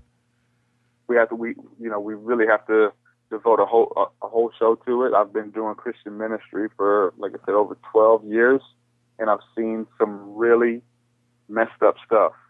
Like, I've seen some really, really messed up stuff that gets swept under the rug, that is operated by people who are controlled by dark spirits. A lot of manipulation, a lot of rebellion, and it's praised in the Christian church. It's not revered. It's not exposed. It's praised. The pastor is praised for a lot of stuff that he does, and there's a lot of manipulation, whether it's to get money or to just, or, to just get a following, to simply get a following. There's a lot of stuff that goes on, and we've seen it all. We've seen it all. Well, okay, I wanted an example. I mean, you've got my interest here, so give me one. Okay, one, we'll just say people molesting children in the youth groups of the churches, and other deacons and notable members of the church, not say anything because they believe in the call of God upon this person's life. They use these different, and that's what I'm saying. I believe God has a plan for this person, so I'm not going to go forward with this. I see the best in this person, so therefore we're going to sweep it under the rug. That's a big one, but it's happening. I know, personal people who have done this. My producers just let me know that the conversation has been great, but I haven't once tonight gave us a station ID or let anybody know who we're talking to. So I'm going to do it right now. This is Fade to Black on the Dark Matter Radio Network. I'm your host, Jimmy Church. We are talking to Truthseekah. He is for the lack of a better term, by the way, Truth, I was, hip hop R&B artist, and that is so generic today. Yeah. And it sounds so gentrified. So when you're talking to somebody, how do you identify yourself when you talk about what type of music you're doing? What do you say? I've coined the phrase esoteric spiritual hip hop. Esoteric spiritual hip hop. Okay. You know what's weird? Do you find it easy for the hip hop generation? They definitely can categorize themselves and are comfortable with that in so many different. What do you do? Well, man, I rap about cars. You know what I mean? Or I rap about hot dogs. It can be whatever, and you can have your little genre. When it comes to rock and roll, it's just like, your punk, your rock, your heavy metal, and that's it. You don't have a heavy metal band that sings about pyramids. I'd have to disagree. I'd have to disagree. Okay, okay, really? Okay. Yeah. Come at me. So what do you got? Okay, well, you have metalcore, you have grindcore, you have speed metal, you have black metal, you have death metal, you have rock and roll, you have you're right about that. You're right about that. Yeah. But what I mean is, it's not. No, absolutely, you're right there. But what I'm talking about. More specific subject matter for you. Okay, you talk subject matter. I get you. Yeah, and only deal with just that, and I find that fascinating. And for you, like I said, you've got 10 videos on your website, all specifically talking about paranormal, very fringe subjects, but it's very narrow. You know what I mean? And you're cool with that. You're comfortable with that. And I find that fascinating. So you're not, when I say hip hop, you're not hip hop. You are, say it again, esoteric spiritual hip hop. Yeah. That's fascinating to me. Absolutely fascinating. What comes to you but first? Breaks it down. It breaks it down to its own, cult-like following. Like, it's not for everybody. You know what I'm saying? Like, if you're not into these things, if I don't catch you with some of the, the terms or whatever, it's not for everybody. But those who are into it, they love it. They eat it up. It's a cult-like following. It's, we want, it's because at this point I represent something bigger than myself. And it's hard for me to understand that at times. I'm not going to lie. That I'm just this person who works a full-time job. Like, I work a full-time job. I have a family and things like this. So I'm trying to balance this spiritual, this esoteric understanding. Being a member of the community, I'm trying to balance this with this, spiritual life, and it's hard. Okay, Twitter's lighting up right now. Boom, boom, boom, boom, boom, and they're all right in a row. They want examples of black magic in the Christian church. Is that what you're referring to? And can you talk about that for a second? Yeah. Whenever we're understanding spirits, whenever we're understanding demons, and when we mention the term black magic, I'm not talking about these people have went to the store and bought black magic books and have learned black magic spells to do. We're talking about spirits that are operating on a level that most people in these churches have accepted as normal. That's a status quo.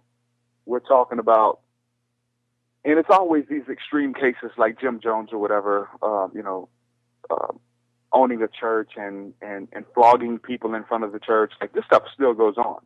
Like, people still get flogged. People still get ostracized. People still get, blacklisted.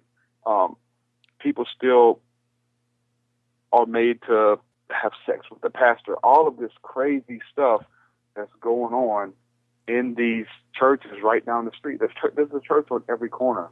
Right. We've been to church where, like, we're not able to leave until we pay them money. Right. Like, they have security stand at the front door, and you can't leave until you give them money. Like, we've been to churches where there's people. I'm talking very small churches too. These aren't mega churches.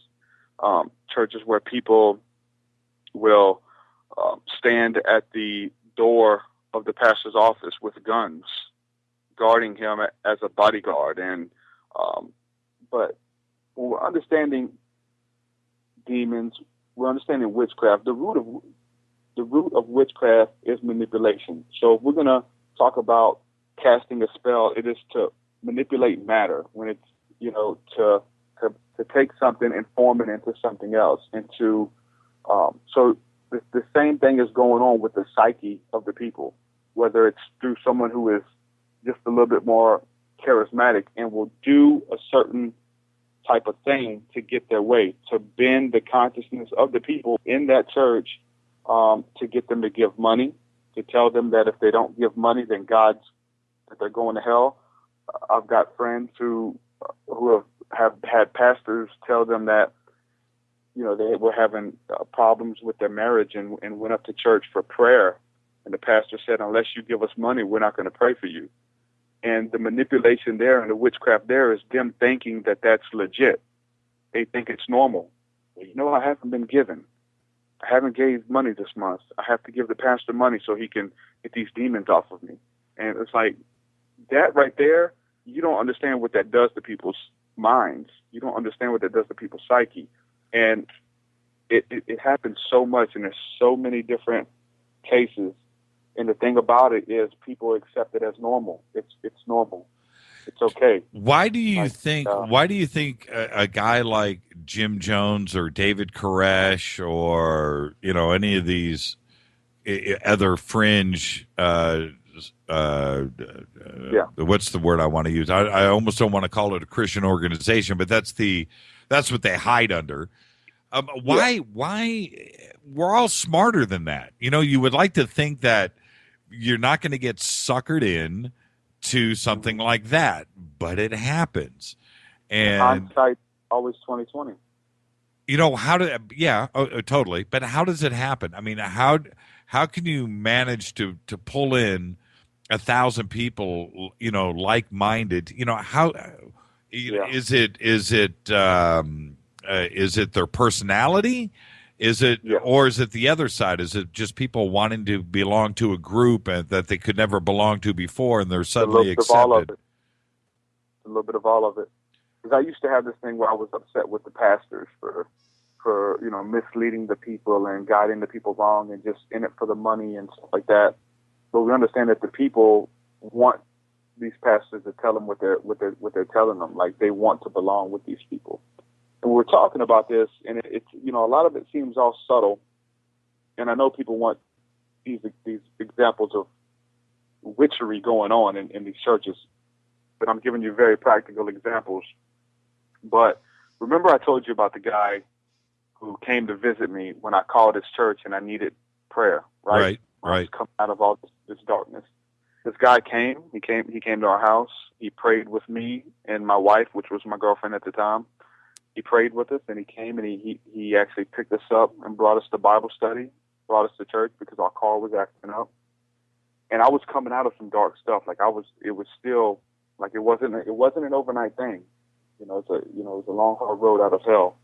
And so we were in Louisiana when this happened. And it was a normal charismatic church. They did charismatic things that, seemed extreme, but it was still stuff that, the other charismatic churches down the street are doing. They dance when they sing, praise and worship and things. And then we moved from Louisiana to Alabama, and we got plugged in church in Alabama. And I would go visit my family every few months back in Louisiana. And when I went to go visit my family, we would go to church there, and they would have us and, hey, Derek's back. Hey, everybody welcome him and things like that. And so a few months passed, and we went home. Then we came back again, and we had service again, and it was cool. A few months passed by, we come back, and we go up to the church to see what time service starts. And they had scratched the service times off of the door, and it had a sign that says service by invite only. And they had put aluminum foil up over all the windows, service by invite only. So I knew the pastor's last name, so I really wanted to go. I was pretty naive, so we call trying to find this pastor, and people are hanging up on us, telling us to never call back. So we find it kind of funny. We ended up going visit a different church at this time. So about a year later. Well, what was going? I got to cut you out. What was going on behind the locked doors with the tinfoil on it? I mean, yeah, that's what I'm getting to. What was going on is my mom told me. She said, "Hey, you remember that church I went to?" I was like, "Yeah." I said, "Well, yeah, they're on CNN. They were." They got into animal sacrifices and child molestation, and there were people and high rankings and the city officials that were teachers. They would bring their children up and swap children to have sex with each other's children, and this is all documented. And to me, this was like a regular charismatic church. So we go from this shift of this regular church that gets into, I'm asking the same questions as you. When does this happen? Right. When does this go from, okay, let us atone for sin, but let us sacrifice this cat? Right.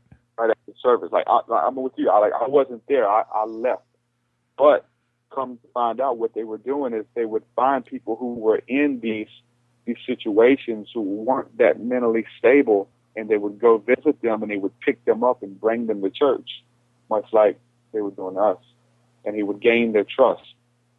And it's actually online. If anybody wants to look it up, just type in Hosanna Assembly in Hammond, Louisiana, and you can find out all the details. They actually just did a TV show on it. It made, I don't know if it was CSI or one of these shows, but they took that whole story and made it into a television show. You actually knew? I've got to cut you off. I got to ask. Yeah. You actually knew this guy? I mean, this was the guy. No. Yeah, they were weirdos. But hey, you go to any of these charismatic churches, most of the people are weirdos. It wasn't nothing different. That's the thing. Whatever happened to him? Did he go to prison? He's locked up. Yeah, he's locked up. And just got this email that just came in, and it says, "Are any of these black magic preachers? Are they anybody that are on TV or radio? Are they nationally known? Do you know this?" Totally. And this is going on very small to big levels. Definitely. There's a guy named Mike Murdoch.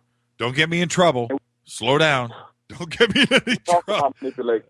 This is what we're talking about, manipulation. We're talking about bending the truth in order to get what we want. This is what we're talking about. And this comes in many different shades.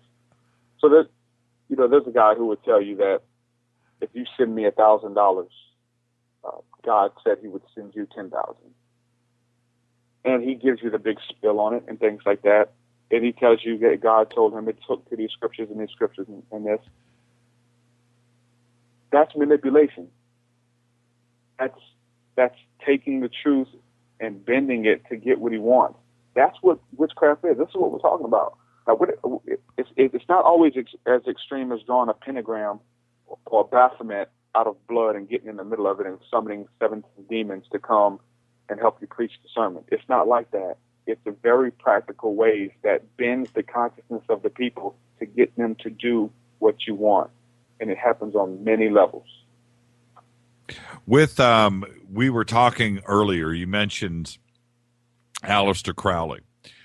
And I went through a few years of studying him and then kind of backing off a little bit. I was in no way, practicing anything. I don't, that stuff doesn't.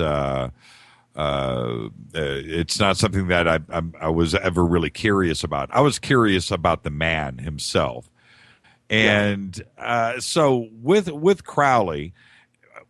I'm sure that you and your friends during that dark period did a lot of studying on Crowley. And now looking back at Crowley, do you think he was actually summoning? Was he successful in the things that he talked about? Now, we know he did some horrific things. Bad. He was a bad man. We don't need to get into any of that. That stuff was real. You can physically do stuff that is retarded and horrific. But was he successful in what he practiced and preached? I think he had a lot of good things, just like these same pastors I'm telling you about.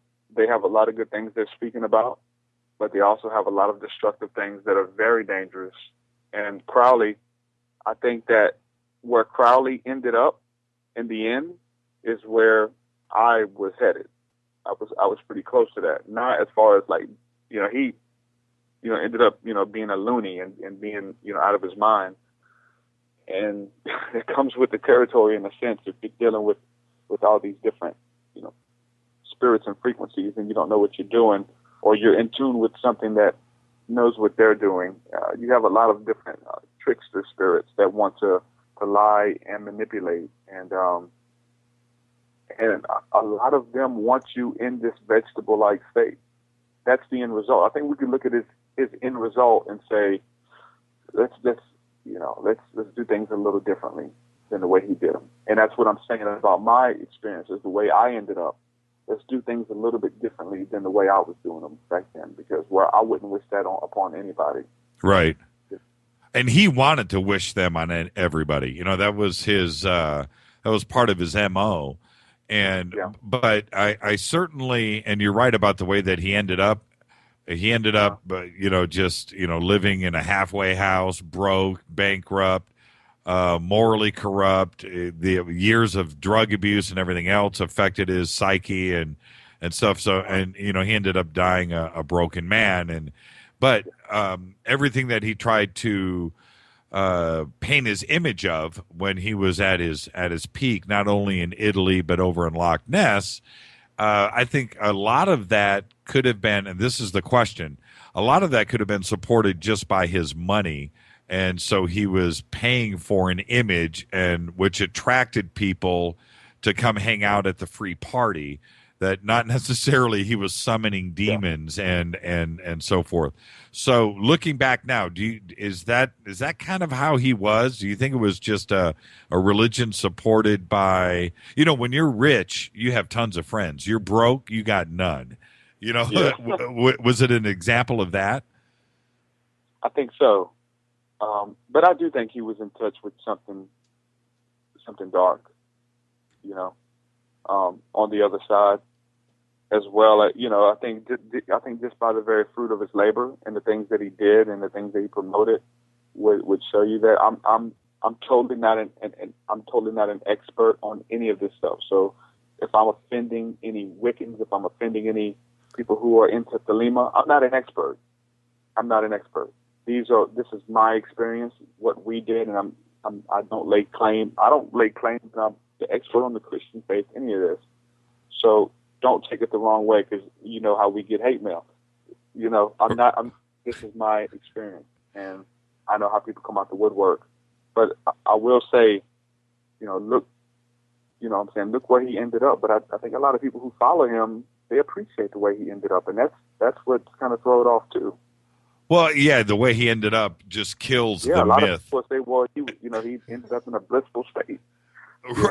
Absolutely. Absolutely. Yeah, and that I don't agree. I do not agree. Well, it's legend and legendary, and you look at the definitions of those. Certainly, Crowley is an example of that. He wasn't the legend and the myth and everything else grew over the years. And if it hadn't have been for a few things that happened in the 60s, probably we would have never even remembered the guy. He would have just come and gone, and that would have been that. Now let's change gears a little bit. Let's talk about how you write a song. When what comes first? Is it do you lay down your music first? Are you laying down loops, or are you doing that to lyrics? What comes first? As far as the music, I do not create the beats. I have several producers that I use. Amos, the Ancient Prophet, being one of the foremost people I use. So I have different people who create the beats, and they send me the tracks, and I lay everything else down here. So as far as me doing mine 100%, like I do the videos and everything else myself. I do the recording, the mixing, the mastering, the graphic art, the website, everything, except the beats. So like I said, I have several different producers that I use, but as far as writing the lyrics, most of the time, I try to let it come from inspiration just in daily life. I try not to force anything, and usually lyrics will come to me, and it's usually something that sticks with me or means a lot to me, and then I'll just take it back, and I'll actually write it down, and I'll take it back, and I'll actually build on top of it. So if I have, several pieces of paper that I've collected throughout the day with different phrases on it or different rhyming schemes on it, I'll take it down and sit down and see if they fit together, so I can make a song out of it. And sometimes they do, sometimes they don't. Have to save them, but then I'll take them down and then I'll start forming a song around these first couple bars. Okay, so it sounds to me like the beats come first, then. No. Okay. It's both ways. Sometimes I will listen to a beat and I'll try to write to it, and I could do that. But the majority of the time, I'll just have these different inspirational lyrics come to me, and I'll have to find the beat that matches the lyrics, like the tempo that I actually wrote it to. So it actually works both ways. Okay, and so you have a notebook, probably, where you're just if a verse, a line comes to you and a rhyme comes to you, you immediately write that down so you don't forget it, and then you can go back and access that later and go that'll fit here in this song. Yeah, I'll be on the job somewhere and have a little piece of paper in my notebook, in my lunchbox, and I'll write it down, and I'll pull it back out later and write something else. It may not even fit with that. It's just what comes to me. I try to write it down if it inspires me or I feel a connection with it, and then I go back and sit down in the lab and try to form something out of it and put the rest together with it. And what else will influence you? Do you ever watch a documentary or something crazy, and then boom, it comes like that, and you turn around and write it down? A strange word may pop up. It could be anything. Yeah. Well, it's usually not while I'm watching the documentaries or something. I usually try to retain as much information as I can, and then it will pop up later. I'll be jogging or like stargazing or something like that, or just driving or meditating, and and then I'll actually get something that way. But it may be from the documentary, it may be from some of the information I pulled from it. Well, I'm referring to something even more crazy, and I've said it earlier tonight, but pineal gland, you got to be the only rapper in the history of music that's managed to get that into a song. And not only get it into a song, but it has to have meaning. Your reference. It's not just a word. You need to make a reference to it, and you've done it. And so that's kind of where I'm going. How do you manage to get the meanings of this crazy subjects in a row, in an order that it makes sense in a rap song. And not only that, but you're rapid fire too. You know, it's hard. It's hard because I have to have so many words and they have to be on topic. That's why some of them it's just like, you know, Chromatica starts one place and ends in a totally different direction, you know. But some of them where I'm talking about dreams, I'm talking about visions, I'm talking about angelic contact, I'm talking about aliens, ETs. Some of them will start out by the sample. I'll listen to a sample from an interview with James Gilliland, and he'll say something that I like. I need to reference that. I need to put that. And I'll take his vocals from the interview and the video, and that helps for the video process, and I'll sample it. And, you know, most of these guys, and what's kind of helped me is that a lot of these people, like, once I'm done with the material, they'll share it. They'll share it with their email list. They'll share it with their fan base.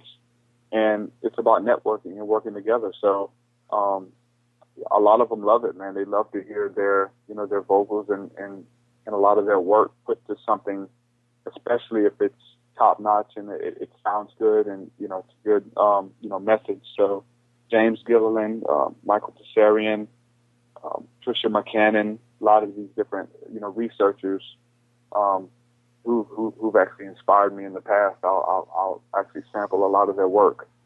And you have James. Yeah, James is sampled in one of your tracks, and he's actually in the video too as well. Have you gotten out of the state? Have you gone up and hung out with him on his ranch? Have you been able to do that? I haven't, man. So everything, I'm real low budget as far as financially. It may not look like that. Like when I tell people I'm not touring the country and stuff, like people, they think I'm crazy. Like, are you serious? But, you know, I mean, I haven't had, I want to. He lives on the other side of the U.S. from me, but I definitely want to get up there. I've interviewed James several times. I've talked to him for hours on end before. You know, a lot of these researchers I've talked to before, but so we just go out and have our own experiences. We take what they're doing. We take what Stephen Greer has coined the CE5 initiative and went out there and we've actually made contact ourselves and we try to teach people how to do that. And that's what I'm talking about in these songs and things like that. So that's right. That's right. I don't have to drive across the country to have these experiences. That's exactly where I'm going right now. Yeah. So let's talk about this. Okay, we can go with both sides. We can go with Greer, we can go with Gilliland, but both of their way of contacting has the same type of net result. Yeah. Okay, so what have you seen?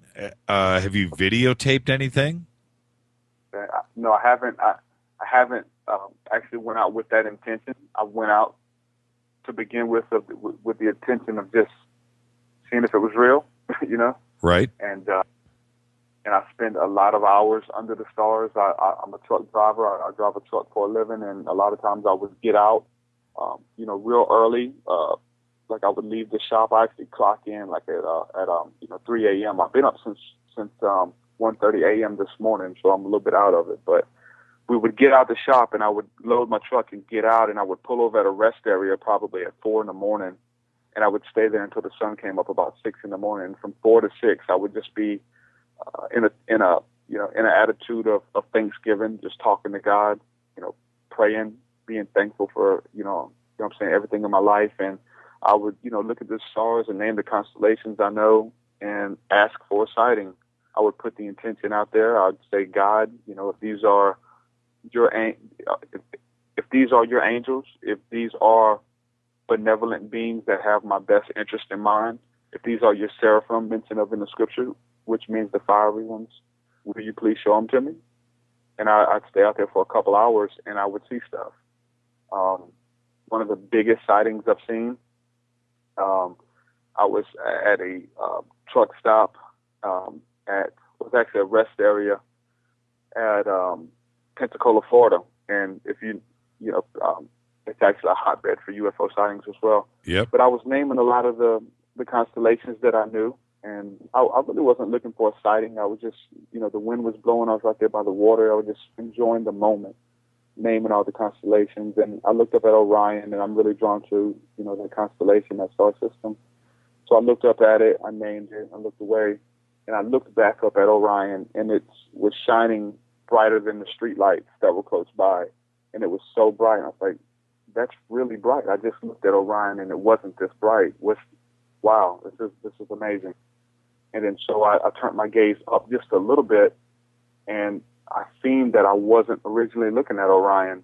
I was looking at the bottom of the constellation Orion. The bottom right star is called Regal. Mm-hmm. And what it was once I seen, hey, that's not Orion, once that hit my consciousness, these two stars that were posed as the Orion's belt.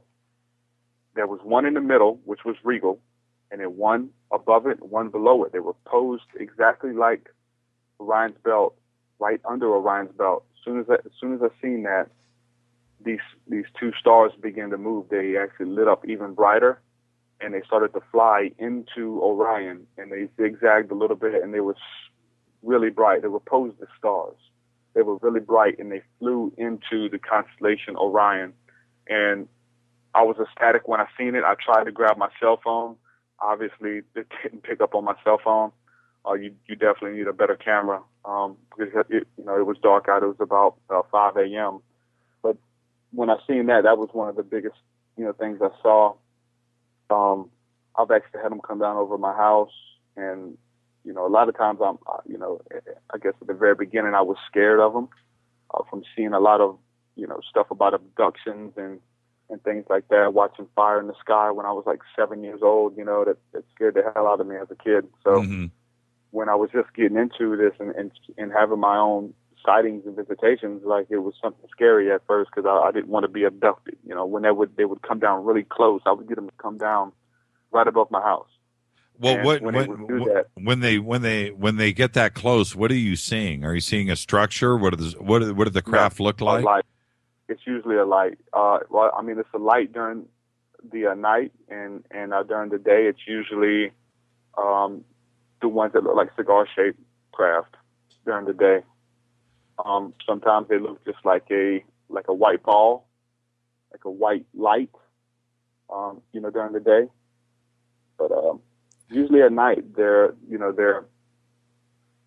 just a light. I've seen several different craft, and I think what we're seeing for the most part are actual entities, that they're not like a ship or whatever with beings in it. I think a lot of what we're seeing are actual entities traveling back and forth and traveling in the heavens. And any communication? Any communication?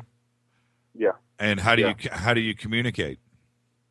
It's telepathically. It's you put the thought, you put the intention out there to the universe, to God, and you put it out there, and they, a lot of times they answer back if you open up for it. Like I know there was this one time I was driving my truck, and I seen a jet flying through. It was right past Tallahassee, Florida, and I was past Tallahassee, Florida, going into Georgia. And I seen this jet flying, and as soon as I seen the jet, it actually hit my psyche that jet was going to scare off a UFO.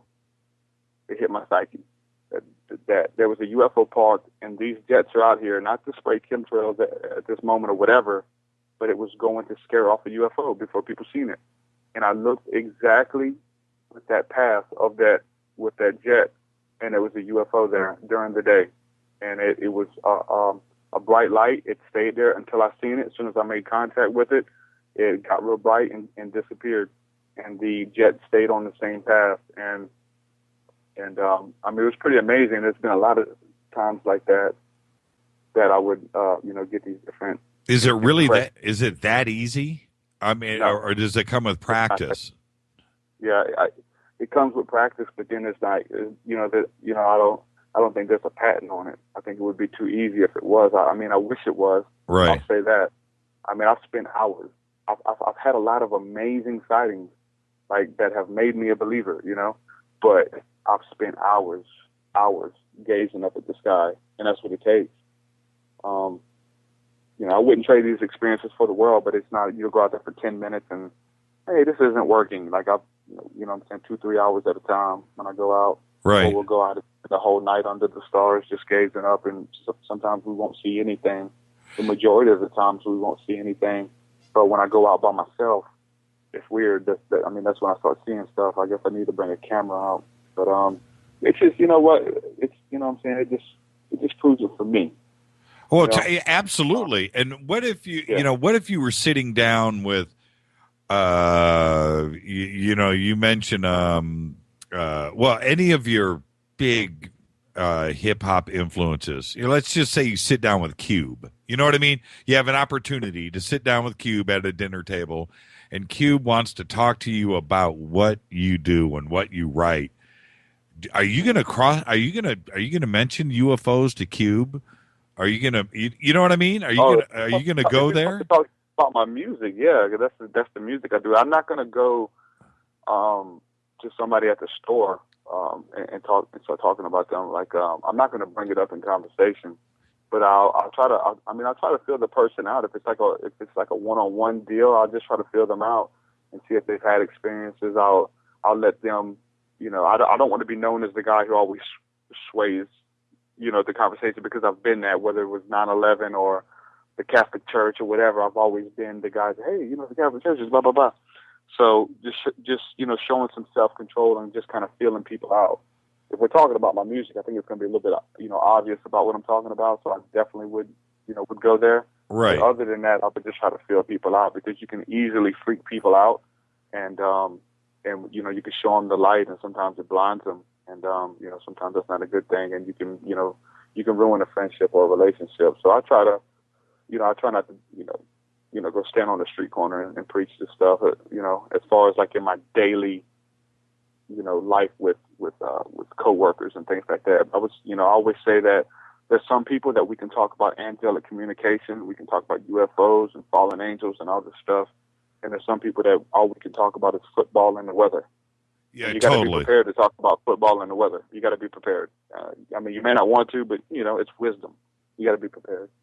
I'm going to open up the phone lines. We only have a few minutes left, and I would like you want to take a couple of calls if we get some in? Sure thing. Okay, absolutely.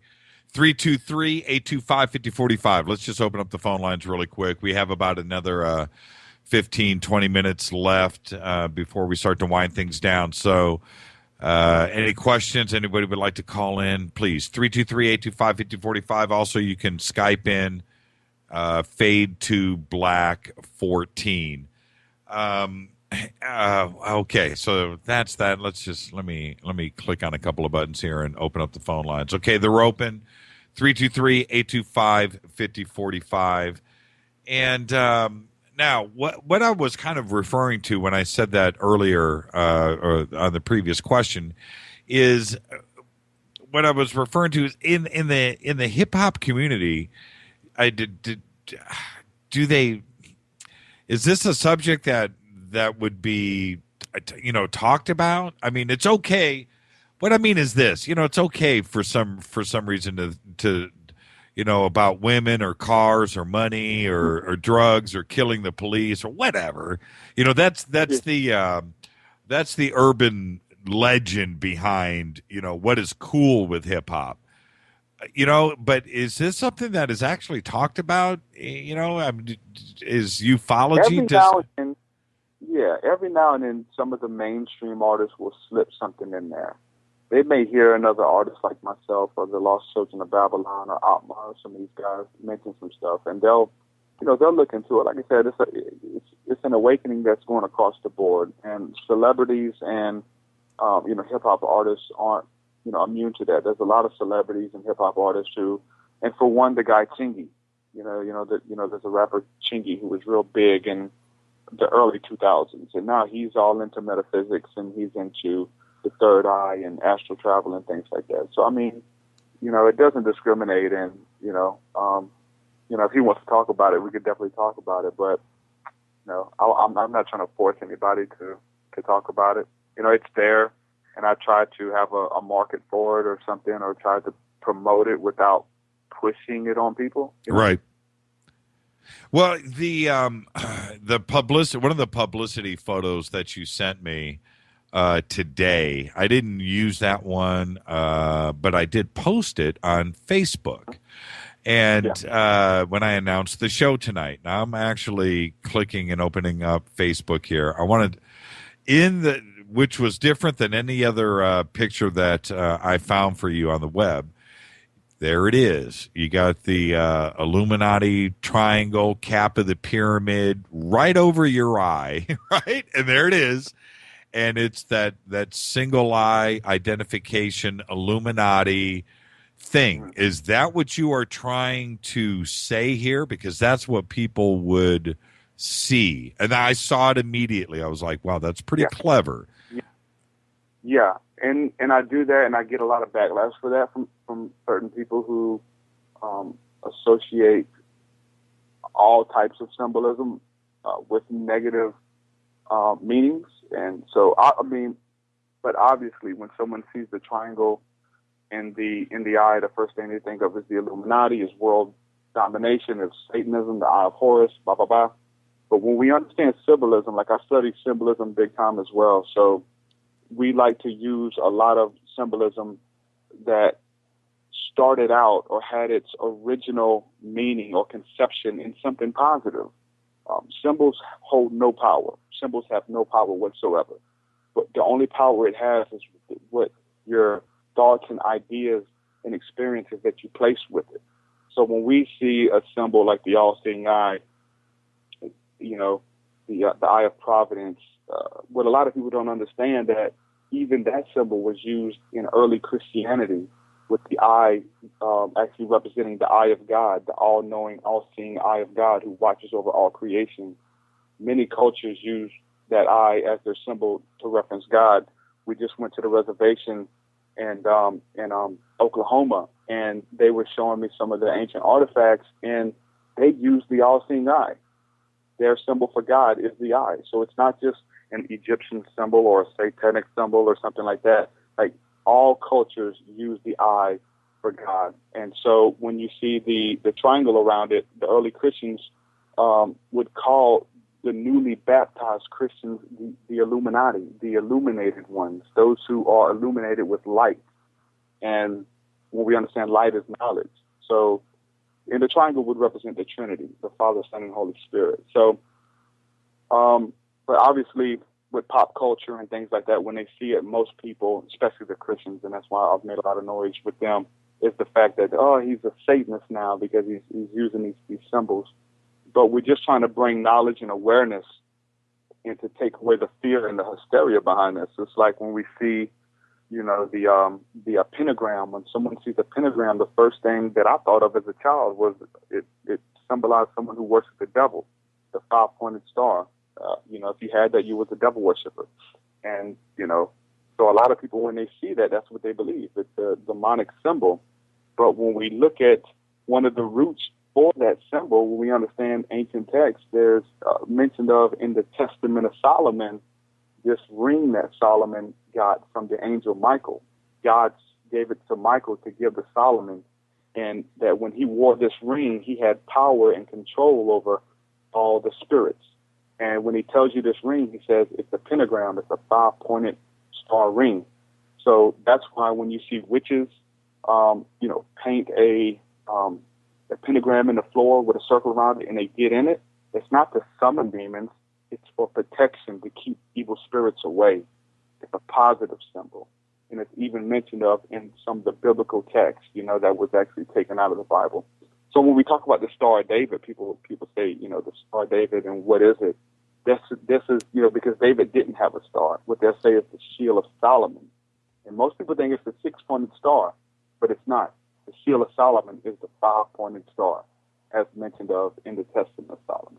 Well, so, when you are referencing the all-seeing eye, or in pictures or in the videos, which you've done a lot of, but that's one thing, because you're singing or you're producing a message and you're trying to portray a message.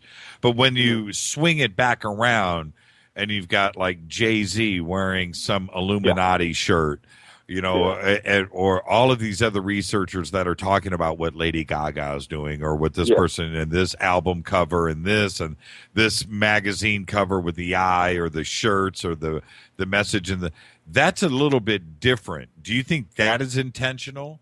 Do you think there is some direct connection to, the Illuminati to these artists to get their message out? That would be the fun way to look at it. I think if we talk to a lot of these people, we understand, Madonna using this symbolism. We look at people like Jay-Z using the symbolism. Obviously, the I stands for someone who is awake as well, someone who is in the know, and someone who knows what's going on behind the scenes, and who knows that there's more to life and there's more to this reality. That's also another, meaning of the all-seeing eye. And I think a lot of these people, especially Madonna, who is, well-versed in the Kabbalah and things like that, I believe she knows what she's doing. But at the same time, you have other people who are just using it because they know they'll get people to repost their videos and make breakdown videos explaining their symbolism and blogging about them. So it's really infiltrated, pop culture now, to where the Illuminati or whatever, even that word, it really has a different meaning, and it's kind of like a buzzword now. So it's like, I think it's one of the most looked up things on YouTube now, and they say everybody's in the Illuminati, and I don't think everybody can be in the Illuminati, especially if it's a secret society or something like that. But people are doing it just to get people to blog about them and stuff like that, and we're just trying to bring some information on the symbolism and what it means and stuff, and that it has multiple meanings, and it goes for Illuminati symbolism, and it goes for the cross, it goes for the swastika, it goes for the rainbow. A lot of people, when they see the rainbow on someone's tattoo, or they have a rainbow flag at their house, or they have a rainbow bumper sticker on their car, it usually means they're an open homosexual. And so when we understand that symbol now, that's the first thing that comes into our consciousness when we see it. Is that the meaning of the rainbow? No, we go back a little bit further. It's actually mentioned of in the Bible as a symbol of God's covenant between him and man, that he wouldn't destroy the earth by water again. So it's like, okay, do the homosexuals lay claim on it, or does the Bible lay claim on it? It's neutral. These symbols have no meaning except what you put to it, and we just want to rid the fear and hysteria that people are tying not only with symbols but with a lot of stuff. Well, when you see the all-seeing eye and references to the Freemasons or what, in every, when you start to look for it, and I'm talking about in popular media, whether it's a movie, whether it's a cartoon, any cartoon, any movie posters, magazine ads, television commercials, whatever, you start to look for it, and it is everywhere. And so when you say there you can't put any meaning to symbolism, well, somebody thinks it's important somewhere, or is it a joke, or is it there to be funny? Oh, let's just put the all-seeing eye on a T-shirt and have the guy walk in the background in this scene in this blockbuster Hollywood movie. I think now we're definitely getting that. But for some of the older stuff before this hit pop culture, it is a Masonic symbol as well. And when we talk about the fear and hysteria, people talk about the Masons. They think the Masons are devil worshippers as well. I think they're sadly mistaken. I kind of thought that as well when I first got into looking up 9/11 truth and all this stuff, and it was about, like, I preached against Freemasonry. Like, I tried to expose Luciferians, and they worship Lucifer and all this type of stuff. And the more studying I did, being open-minded and just looking at the information for what it was, from even talking to Masons and interviewing Masons and being friends with Masons, I found out that, they know a lot of information, and it's the same thing for them. It just represents the eye of God. So, I'm sorry about that. I just find it one of the things when I go. I don't want to name researchers by name, but there is such prevalence on YouTube and websites in general that are dedicated to this very subject. And you're right, it's a buzzword, but it's a word also that tends to scare people these days too as well. Yeah. And when you jump on YouTube and you see these videos, not only with Hollywood movies and stuff, but when it starts jumping into pop culture in general, and how the Illuminati and the New World Order is using these large pop icons to help spread the word. Okay, that sounds like a pretty good conspiracy. But then they have the evidence to back that up, and it makes you back up and just go, wait a minute, maybe there is something to this. Maybe Madonna really did pass the torch to Britney Spears. And it kind of starts to make sense. And are you saying we need to stop and take a deep breath and say to ourselves, it's not really what it seems? For a lot of it. I'm not saying that all of it's good and everyone's happy and lofty and they all have the greater good in mind that use those symbols. I'm not saying that at all. But I'm saying some of these conspiracy theories and some of these it gets way out there. It gets way out there as far as, the Illuminati killed every famous person. The Illuminati killed Michael Jackson. The Illuminati killed Whitney Houston. The Illuminati killed Pimp C. The Illuminati killed Tupac. Like, could Whitney Houston not just be a crack addict? Could she not, could she have a bad heart and love to smoke a lot of crack and smoke coke at the same time? Could that not happen? Yeah, you're right. But it goes with everybody. It goes with everybody. It's always a conspiracy, and I found out the hard way too. Like when I was chasing a lot of the conspiracies, like even with the Gulf oil spill, and there was a lot of people in the South on the Gulf Coast heard these rumors and seen these videos that people made up on YouTube about that there was going to be this tsunami because all this oil was going to explode from the bottom of the ocean. And there was a lot of, these things were getting hundreds of thousands of views, and there were big time people saying you needed to move. And then there was going to be acid rain from all this oil and these chemicals that were spilled, and like people really took that to heart. Like I know people who moved from the South from watching that and watching those conspiracies and moved. I had people calling me, you need to move, man. It's going down. And the bad thing about it is when they give you times and dates and they'll put their life on it. September 2011, man, it's going down. It's like, okay, September 2011 came and went, and none of this happened. So, but it always happens with that. And I'm not saying that nothing can happen, but I am saying that I've been a part of movements where people name times and dates that were saying, oh yeah, we're going to have the RFID chipped in 2008. They were supposed to do it with the National ID Act, and then we were going to have the RFID chip. And then they were like, when it didn't happen, they're like, well, they found out that a lot of people was waking up about it on the internet, so they pushed the date back. It's like, man, come on, dude. Well, what about 9/11 then? Is that something?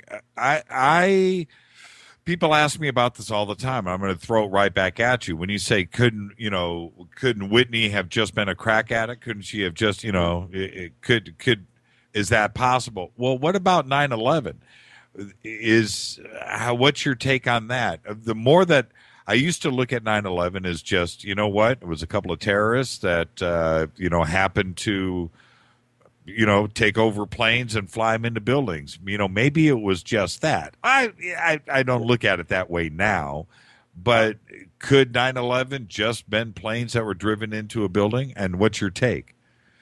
Could have been. Very well could have been. We don't, that's the thing, we don't know. And for us to go around acting like we know, we don't know. I mean, I believe it was an inside job. From all the research and the documentaries I've watched and the people that I know who were there and being involved with We Are Change movement and these people, I believe it was an inside job by looking at all the information and the videos and looking like a controlled demolition and explosives going off and the buildings fall, then they pull building 7 and all this stuff, seeing everything. I personally think it was an inside job. I could be wrong. I very well could be wrong. It seems a little fishy. I definitely my take, and we'll never know probably, but my take is somebody knew about it in advance, and that in its very nature is a bad thing. Even when they pulled the building, that's what you do. Well, it's on fire. We're gonna pull it. It's like, well, it was, and I know it was like a couple weeks later. There was like people showing these, footage of these different buildings on fire. It's like, oh, I guess we're gonna have to pull it. Right. But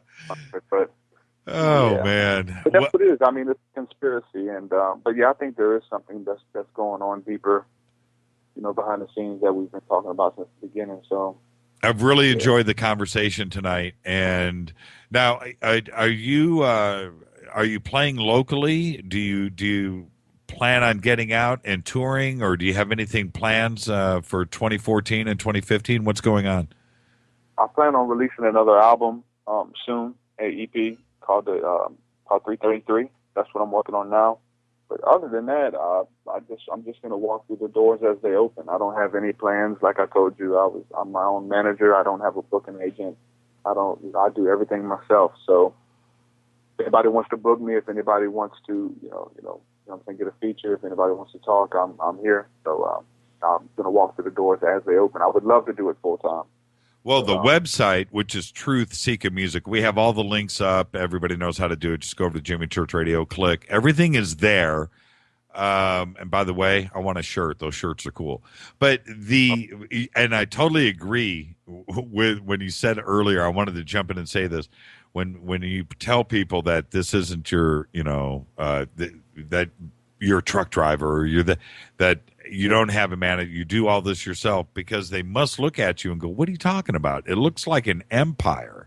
Because the videos are amazing. The production on the music is amazing.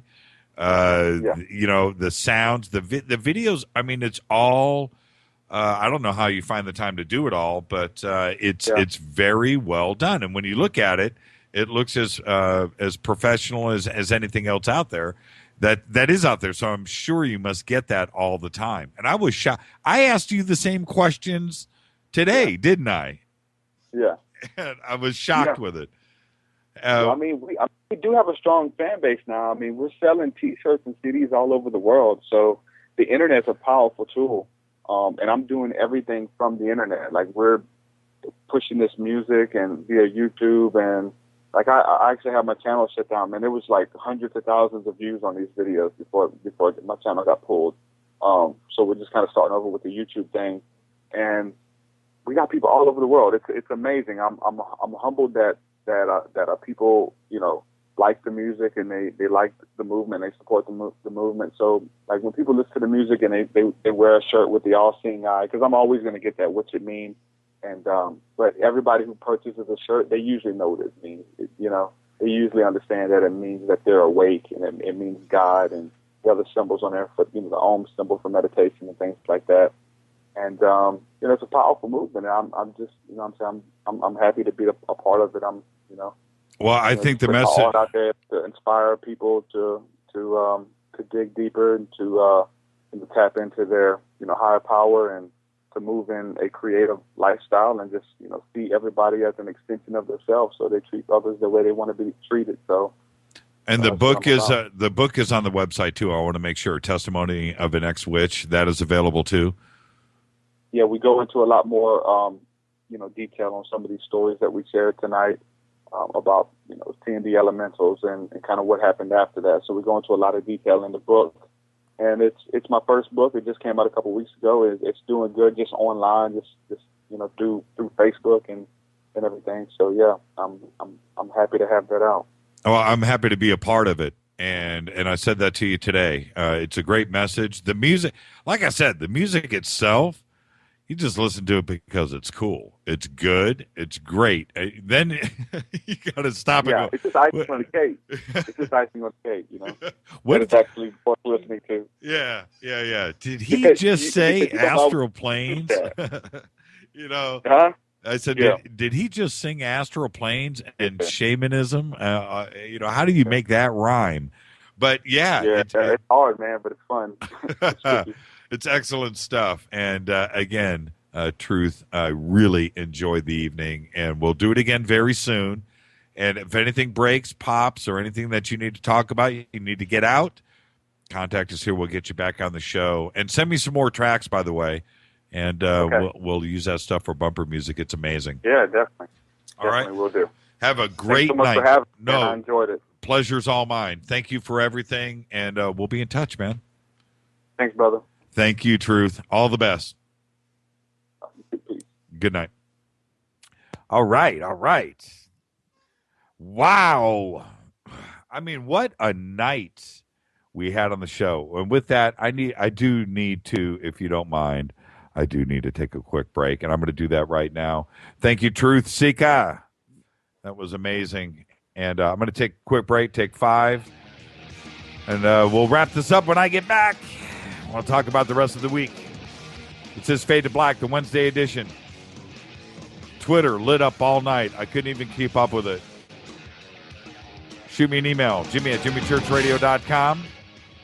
And we'll do this really quick. And I'll take one phone call.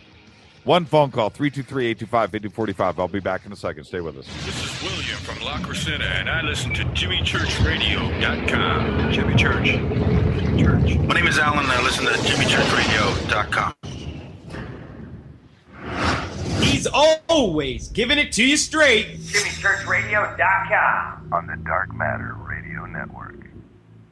Hi, this is Rob Reiner from Anvil, and you're listening to JimmyChurchRadio.com. What's up? I'm Chris. What up? This is Kyle Massey, and you're listening to Jimmy Church Radio, the Revolution.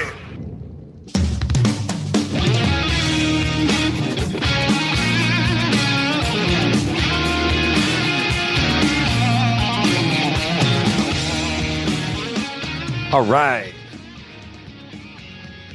I'll tell you what's funny about this track right here. Right here. It's got Dizzy playing on it.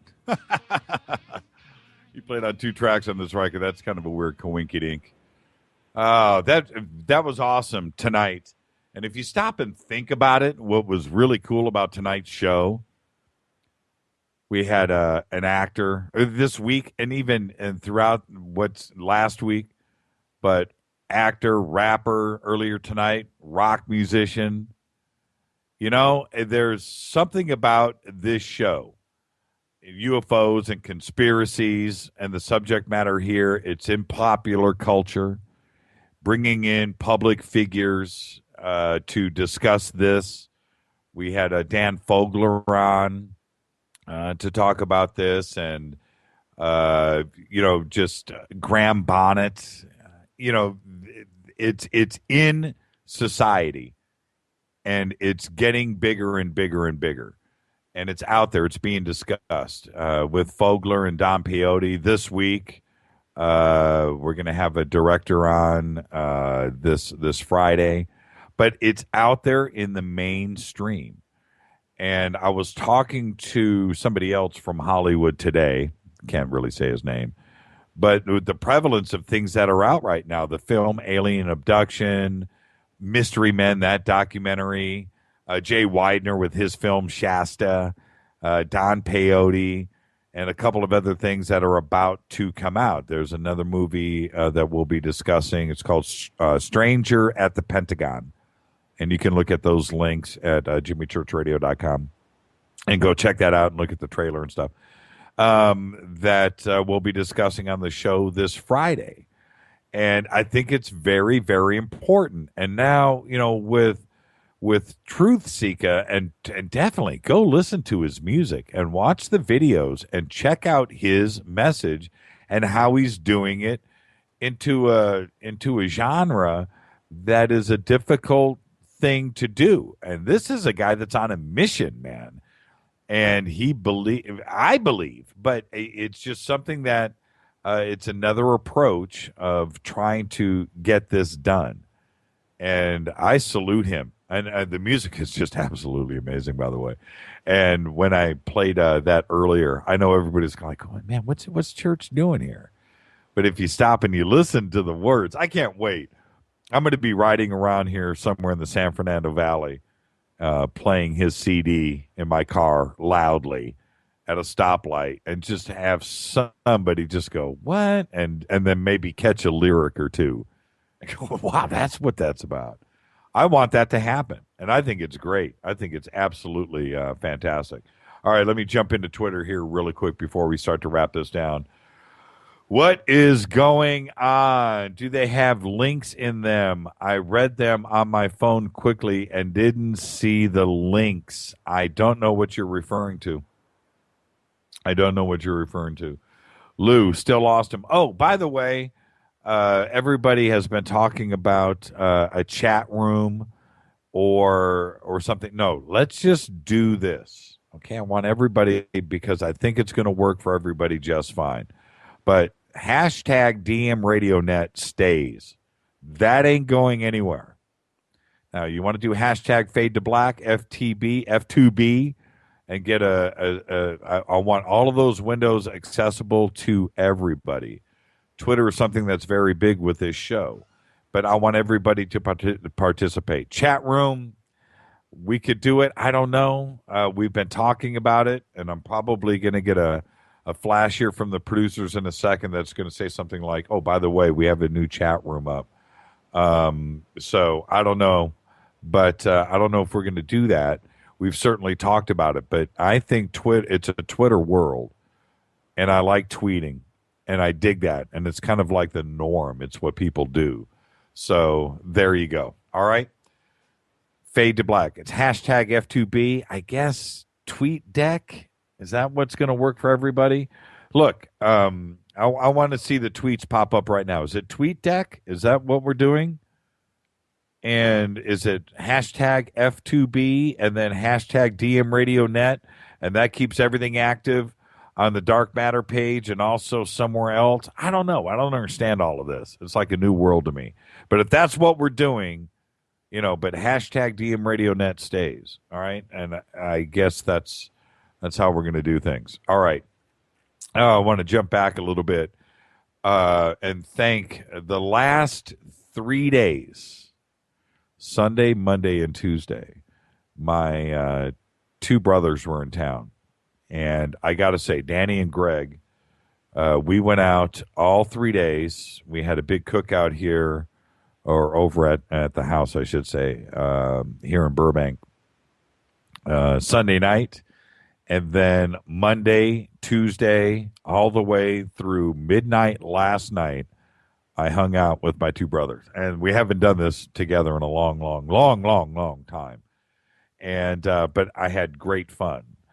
But last night, amazing time. So, and if the two of them are listening to the show right now, thanks, Danny, thanks, Greg. It was an amazing time. We'll be doing it again very soon.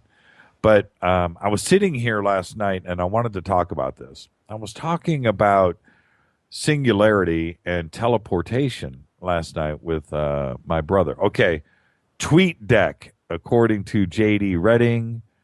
And,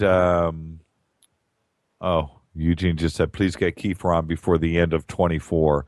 I don't know if I can before the end of 24, but I will. I reached out to him last week. I'll see what I can do, but I can't let the cat out of the bag, and he won't do that either.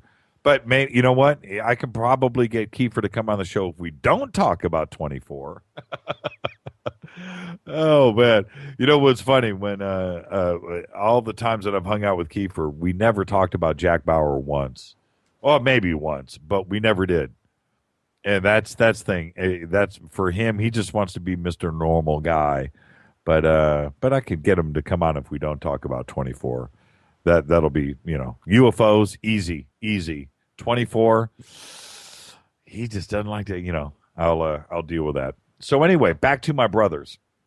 We were talking about teleportation and singularity last night.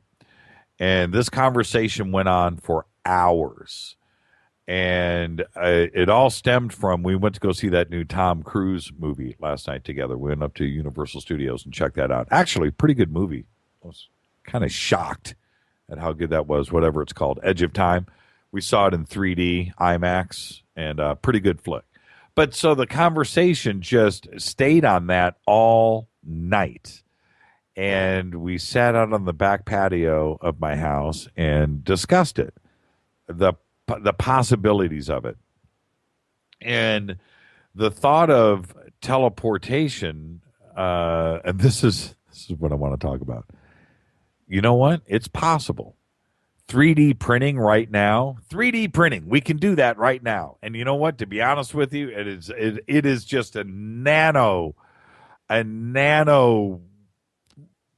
thing away from teleportation. If you can 3D print something, to me, teleportation is right there. And I think it's possible. And I was telling them about how Michio Kaku was on the show discussing this, and it's right there. We have it. But you know why it's not like right here in front of us right now? Same subject matter we talked about tonight. If the airline industry would disappear and shut down overnight, if it would be possible to teleport to Paris in 2 seconds or in 2 minutes, think about that. You know teleportation is possible, and they're probably doing it now. But just like the internet has virtually shut down home phone service, you know, who wants to use telephones now? Cell phones have virtually shut down long-distance charges. You can call anywhere for free on your cell phone, have an unlimited plan. Think about that. The old $700 a month phone bill, it doesn't exist anymore. So that's what teleportation would do to the transportation industry. And when I told my brothers that last night, it was like they didn't quite grasp it until that moment. That's probably why teleportation isn't here. Because there would be no way to make money off of it. No real money. And shutting down planes and Boeing and everything, because there wouldn't be any need for it. Wouldn't be any need to sell airline fuel, jet fuel, ticket counters, airports. What if all that was gone? There's no way to make money on it. No way to do it like that in that scale. And if you look at it in those terms, it's a pretty frightening thing. And I've got to do, with that, I wanted to warm me up a little bit. I'm going to do a teleportation show. Got to. All right. Well, man, what a great night. I want to thank Dizzy Reed from Guns N' Roses for coming in tonight. That was absolutely amazing. Happy birthday, Dizzy. 51 years old. Can't believe it. I always thought he was younger than me. He's actually older. Coming up next, Arizona UFO show with Rich Giordano. Special thanks to Keith Rowland and Art Bell. Fade to Black. Fade to Black's executive producer is Rita Kamarian. Show's produced by Hilton J. Palm and Mark D. Kovar. The announcers are Steve Harder and Mark D. Kovar. Music is Doug Aldrich. Show intro is produced by Spaceboy. He's going to call in one day. Fade to Black is produced by KJCR for the Dark Matter Radio Network. I'd like to thank Truthseekah. Had a great time with you tonight. Dizzy Reed, everybody else, thank you. This is Fade to Black on the Dark Matter Radio Network. I'll see everybody tomorrow. Thanks. Have a good night.